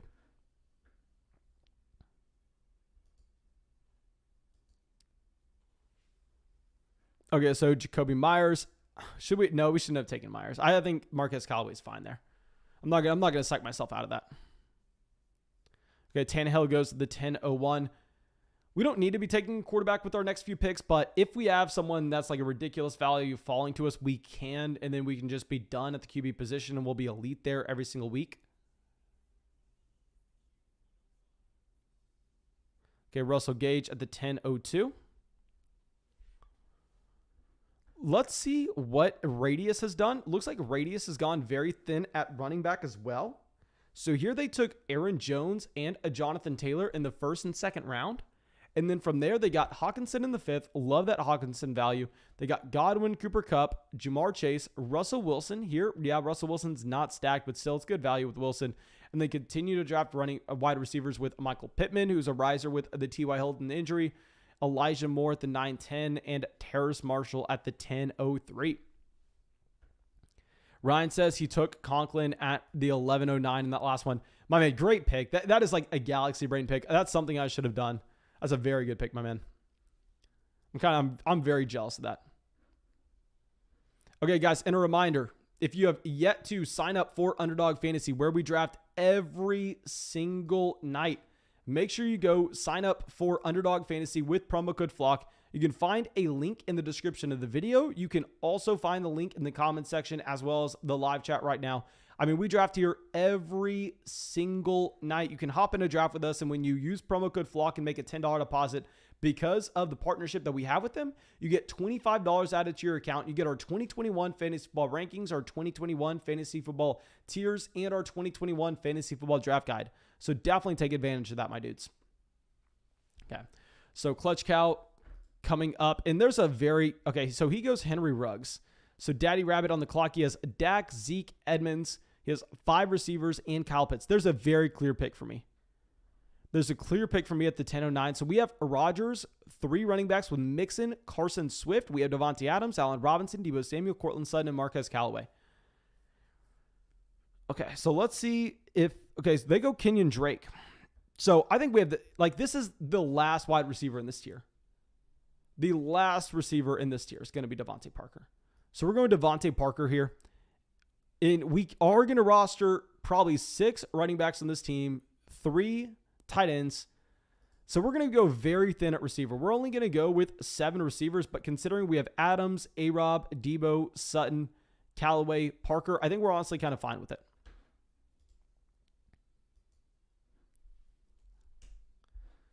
Okay, so, oh my God. Let's check out Jay Elder's draft real quick. Jay Elder hasn't gotten into a draft with us in quite a while. So he starts it off with Cook, CEH, Rojo at running back. At receiver, he has Brown, Ayuk, Claypool, Corey Davis, Devonta Smith. Devonta Smith has not been falling this far in that many drafts. And then Noah Fant at tight end and Trey Lance coming in at the 10-11. And he snipes the George Kittle owner on a Trey Lance. Very intriguing there. So Sony Michel goes at the 10-12. And there are so many running backs in this tier that I'm fine seeing Sony Michel go. I'm completely fine. I mean, if we want a running back, we can get one in the next pick, regardless of if Sony Michel's there or not. Okay, so Cole Beasley at the 11-01.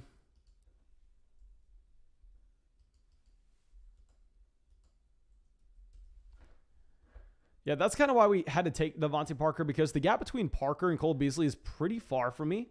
And now I actually think we get exactly what we wanted. What we were desperate for is Mike Gesicki making it back to us. So Rom's already drafted 2 tight ends. He has both Higbee and Dallas Goddard. So I'd be very surprised if he actually goes with another tight end here. Actually, do we need to go with Melvin Gordon? Like, if we get Gesicki, here's my thought process. If we get Gesicki, I would need another tight end in the Jonnu Smith, Gerald Everett range for us to only draft 2 tight ends total. Whereas if we draft Melvin Gordon here, this will give me enough confidence at running back. We're going to draft Melvin Gordon. I thought we were going Gesicki, but here's my thought process from a roster construction standpoint. And this is more so best ball strategy. This isn't 2021 fantasy strategy. So if you're not going to be getting in any best ball leagues, if you're not going to be joining us on Underdog Fantasy for whatever reason, my God, don't listen to this. But here I want to give some in-depth analysis. This is like level 3 thinking. I could be way overthinking it. But if we're looking at how we've constructed this team so far, I think when we pass on running backs in this range, we kind of set ourselves up that if we continue to pass on the position and we're starting to draft guys at the end like a Carlos Hyde, all of a sudden we're going to need 6 running backs in that build. And if we're passing on tight end, we're going to need 3 tight ends. But what we have to understand is that this pick can make an impact on the amount of running backs that we have to roster and the amount of tight ends that we have to roster. So while we love getting a Mike Gesicki here, and why Mike Gesicki is by far and away the best tight end available, I mean, I guess you can make the argument for Johnny Smith. However, it's pretty much those guys in that tier. It's not doing much for us because the other tight ends, like we would need a Mike Gesicki and a Jonnu Smith, and we're not getting both of those tight ends making it back to us for us to only have to draft 2 guys. So we're going to have to draft 3 tight ends no matter what if we take a Mike Gesicki there or not. But if we take a Melvin Gordon there, however, we can go from having to draft 6 running backs to only having to draft 5. So yeah, we're going to go Melvin Gordon at the 11-04 instead, just because I think this is going to allow us to throw on another roster spot to the receiver position. So now we're going to be able to go 8 receivers. We're going 8 receivers now. Jay Gee says, if you draft a cut player, does it mean game over? It depends. I have a lot of Colin Johnson. I have a lot of Brashad Perriman. I have a ton of Travis Etienne. I have a ton of Irv Smith Jr. So I'd like to say no. It's probably like if you're playing in one of those large field tournaments, like if you're in the puppy leagues, then you're definitely still in play to win your 12-man league or get first or second in your 12-man league. But the large field contest at the end, if you drafted a cut player, yeah, you're probably done. Okay. So let's pull this back up. And now we could probably go with the quarterback if we wanted. Like we could go Justin Fields, considering he doesn't have the same bye as a Rodgers. And at the same time, we have Allen Robinson. Y'all know I haven't been drafting Justin Fields that often. And I'll say based on the running backs that went off the board, I'm very happy with our Melvin Gordon selection. I'm happy that we went through and rethought that, even though I was initially thinking that it was 100% Mike Gesicki. So we'll see if we end up getting Justin Fields. Both of these teams actually have a quarterback already. Let's see what Clutch Cow has. So he goes Gerald Everett. So Everett would have been a very nice player making it back to us. Matt Ryan goes.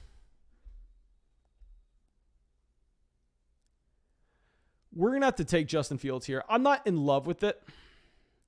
But considering it completes a stack, considering we're getting him almost 20 picks behind his ADP, yeah, we're just going to have to take him. We're taking Justin Fields as our quarterback too. We are extremely weak at tight end. It sucks that we don't get Gerald Everett falling to us. I kind of wanted Gerald Everett falling to us, to be completely honest. I wasn't necessarily in love with the thought of getting a Justin Fields there. It is what it is, though. I mean, can't necessarily dictate the entire draft. And guys, if you have yet to go down there and drop a like on the live stream yet, make sure you drop a like. Subscribe to the channel if for whatever reason you're not subscribed already. We do these live streams every single night. So make sure you subscribe, my dudes. Make sure you subscribe. Okay. Alex says, Mason, would you take Jonathan Taylor or Najee Harris? I'm going to answer this question because I feel strongly with this question. I'm taking Jonathan Taylor. He's a better running back behind a better offensive line. And any other rankings questions, please do not ask me in the live chat because I have made it easier than anybody else ever to get our rankings this upcoming season. All you have to do is make the $10 deposit on Underdog Fantasy. We have them on Patreon as well, but a $10 deposit on Underdog Fantasy, and I'm giving you $25 added on to your Underdog Fantasy account. You're getting our draft guide and everything like that. So I'm not going to be answering that many rankings questions in the live chat. Okay, so Kirk Cousins at the 1303. So we're not taking quarterback. We're really just running back, receiver, and tight end. We have to start taking these tight ends. I don't love a Gronk. We have to take him, though. We're taking Gronk at the 1304. I think we have very rarely drafted Rob Gronkowski this upcoming season. We can go through and we remember Rob Gronkowski was not used on that many snaps halfway through the year, and he was also mainly used as just a blocking tight end. So it's not like we're getting him at the 1304 and jumping up and down with excitement from it, but still at the same time, I mean, it's a pick that makes sense. Let's get Gronk there at the 1304 and we can move on. Okay, so Sterling Shepard at the 1306. If we were going to go with the receiver, it was clearly Paris Campbell. With the T.Y. Hilton injury, I mean, Paris Campbell's the receiver that you want there.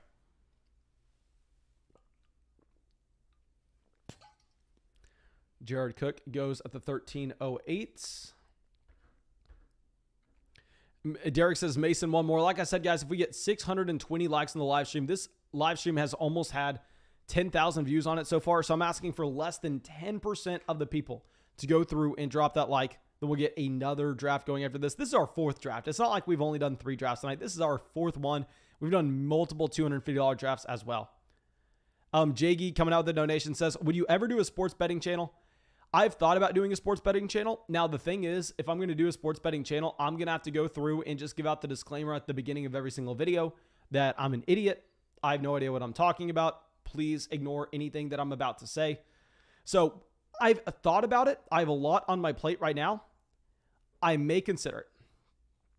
I may consider doing one. And it's not going to be this channel here. It's definitely a separate channel. It'll be called like Flock Bets or something like that. But I've thought about it. My dude. Okay, so Damian Williams at the 1402. We want to see these running backs going off. I mean, we already have Mixon, Carson, Swift, and Melvin Gordon. We're only drafting one more running back in this league. We have AJ Green at the 1403.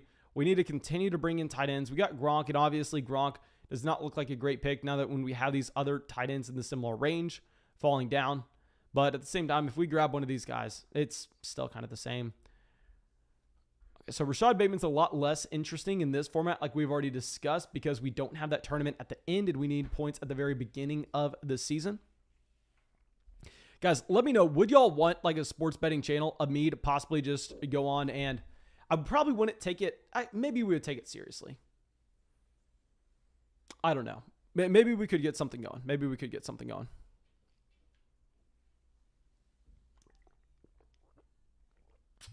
Jamison Crowder at the 1406.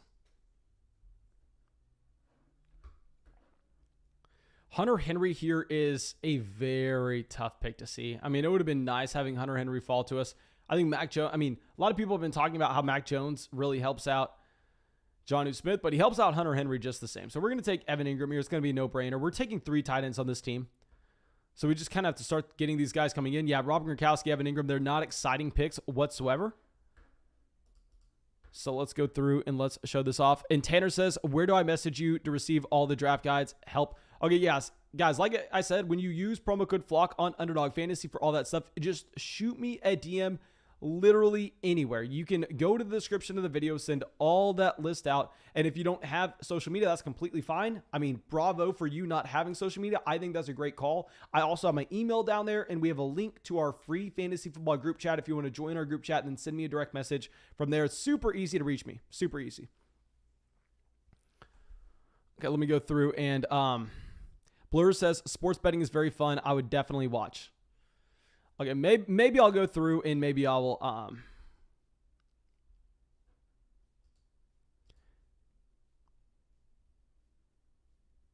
maybe I'll go through and set up a sports betting show. I don't know. I just don't know logistically how it would work. It would be more so just something for fun. It would be something for fun because obviously, I'm not a profitable sports bettor. I will say this also, guys. If anybody is out there on a video telling you that they're a profitable sports bettor, you need to be raising an eyebrow. You need to be going, really? You're one of the top 1% of people on the planet, because those lines are so efficient that they're almost impossible to beat. We're going to get our third tight end coming in with a Cole Kmet at the 1504. Okay, so we've caught back up at tight end. We have Gronk, Evan Ingram, Cole Kmet. So I think we are fine at the position. So now we need to be bringing in 1 more running back and 3 more receivers. 1 more running back and 3 more receivers. But yeah, guys, if you have someone coming out and telling you that they are a profitable sports bettor, they're either lying to you or they haven't been playing long enough. And that's honestly that's like the cold hard truth behind it. Like, I can sit here and I can tell you 100% that I've been a profitable fantasy football player since 2014. A very profitable fantasy football player. But the difference in fantasy football and sports betting is when you're sports betting, you're going up against the books, and the books are just next level with how they're able to take every information in and set a very efficient line. Whereas when we're going up and playing fantasy football leagues, I'm not playing against the book. I'm playing against other people. It's peer-to-peer. You know what I mean? It's a completely different game. So you can be an extremely profitable player with fantasy football. Like, there are 100% way more fantasy football players that go through and make a living off of it and have a much greater ROI compared to sports bettors, because sports betting is nearly impossible.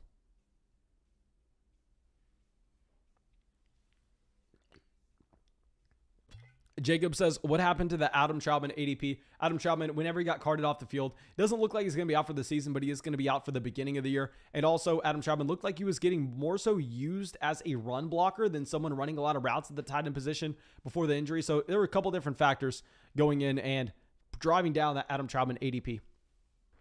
Okay. So now Mac Jones at the 15-12.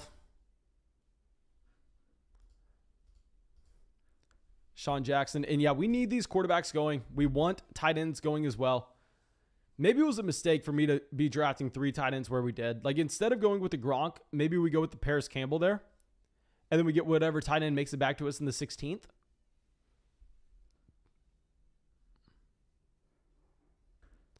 Okay, now let's go through. And also, if you're going up against the book as well, you have to be at a 10% rake. So you have to say, I'm going to be I'm going to be 100. I'm going to be 10% better. I don't even know what the exact math is. You have to beat the 10% rake if you're going up against books. So if I do like a sports betting show and stuff, I'm going to have to put out the disclaimer that maybe I can do it and I can try to put as much effort into it and we'll see that I'm profitable. What we'd probably do is we would probably go through and create a challenge to see if I could be profitable throughout the season. And the answer to that is no, unless I'm lucky, then maybe yes. So we'll go through. I actually did that a couple of years ago with a friend at UT where we did a podcast where it was just a general sports podcast and we were picking over-unders on NFL lines for the entire season. And we actually had a very good record against over-unders, but at the same time, it was 1 year. It was one season. I'm not smart. I'm not dumb enough to think that I can beat Vegas consistently. Okay, yeah, so we can't look quarterback. We can't look tight end. We are only running back receiver from here. Nico Collins is a clear pick. Nico Collins looks like he is going to be in on 2 wide receiver sets for Houston. So if he's going to be in on 2 wide receiver sets, I mean, he's a clear pick at the 1609. It's been someone that's risen in ADP considerably, but it's for good reason. And so far on this team, we have Adams, Robinson, Debo, Sutton, Callaway, Parker, and Nico Collins at receiver. So a receiver looked very strong at the top of the draft, but honestly, the strength of this team is going to be quarterback and running back. The strength of this team is QB and running back. Steve says, Mason, I think I recovered from the Kelsey Mahomes start, but it definitely felt like it was hard work. Let's go through and let's check out Steve's team because this is something that I have said time and time again where let's look at the top of the draft board as well. We'll get our pick in real quick. We'll get our pick in first. We're just quarterback, running back from here. We're only going to get, wide receiver, running back from here. We're only get one more running back in this draft. And then from there, we'll just be receiver the rest of the way. We could also get a running back in the 18th. Okay, Latavius Murray, Dwayne Eskridge.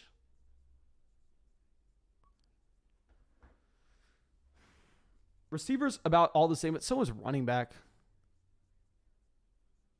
Hunter Renfrow goes to the 1703. Definitely like that pick of a Hunter Renfrow.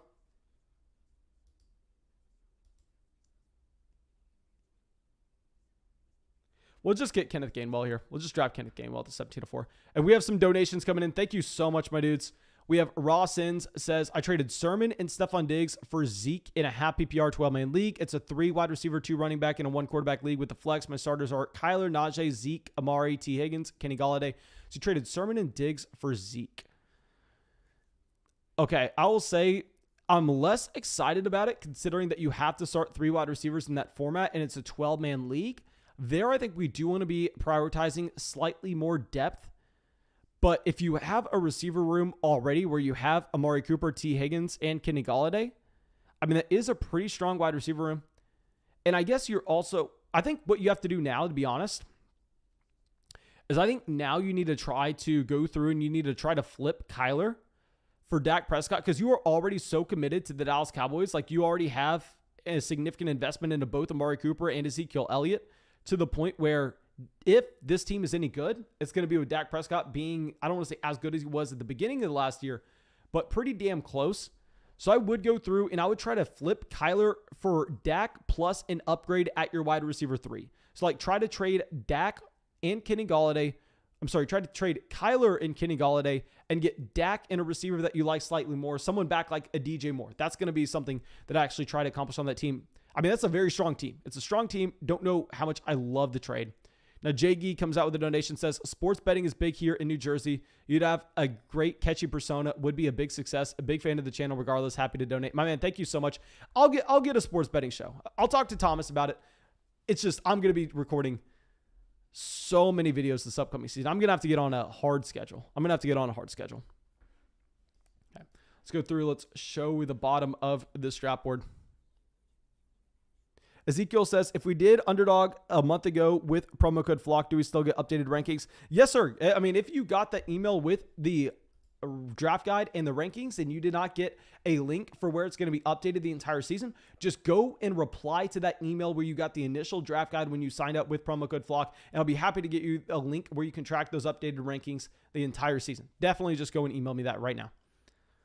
And Tyler Croft at the 1804, Darrell Henderson at the 1805. And now we're going to get a receiver coming in.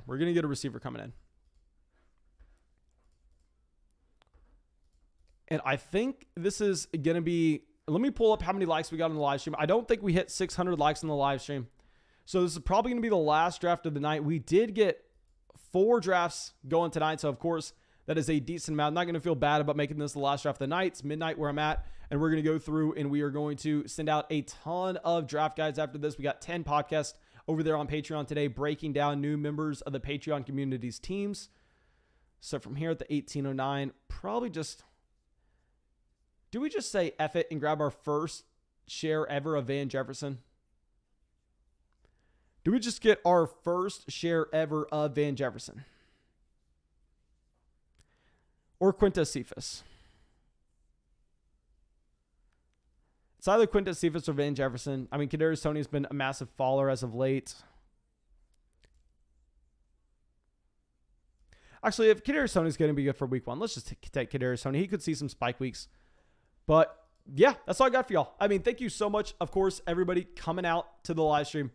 And I really hope y'all have a great night. And of course, use promo code FLOCK on Underdog Fantasy. Subscribe to the channel. We do these live streams every single night. And real quick, I'll get out a link to our free fantasy football group chat if for whatever reason y'all haven't joined. I mean, our free fantasy football group chat, literally you don't need an email. You don't need a credit card. You just click the link. You're in the group chat right now. So I'll send that out, spam that in the live chat. And remember, use promo code FLOCK on Underdog Fantasy. When you use promo code FLOCK on Underdog Fantasy, you actually get our 2021 Fantasy Football Draft Guide, our 2021 rankings, our 2021 tiers, which are going to be updated until the start of the season. And on top of all of this, you get $25 added to your account with a $10 deposit. You support the channel, so make sure you do that. That link is in the description. And once you do, just send me a message anywhere telling me, Mason, listen here, you bum. I signed up for Underdog Fantasy with promo code FLOCK, and send me the email address that you signed up. That way I can go through and I can confirm that has to be the email address to your Underdog account. Yeah, that's all I got for you, my dudes. I really hope y'all have a great day, and I hope to see you in the live stream tomorrow night.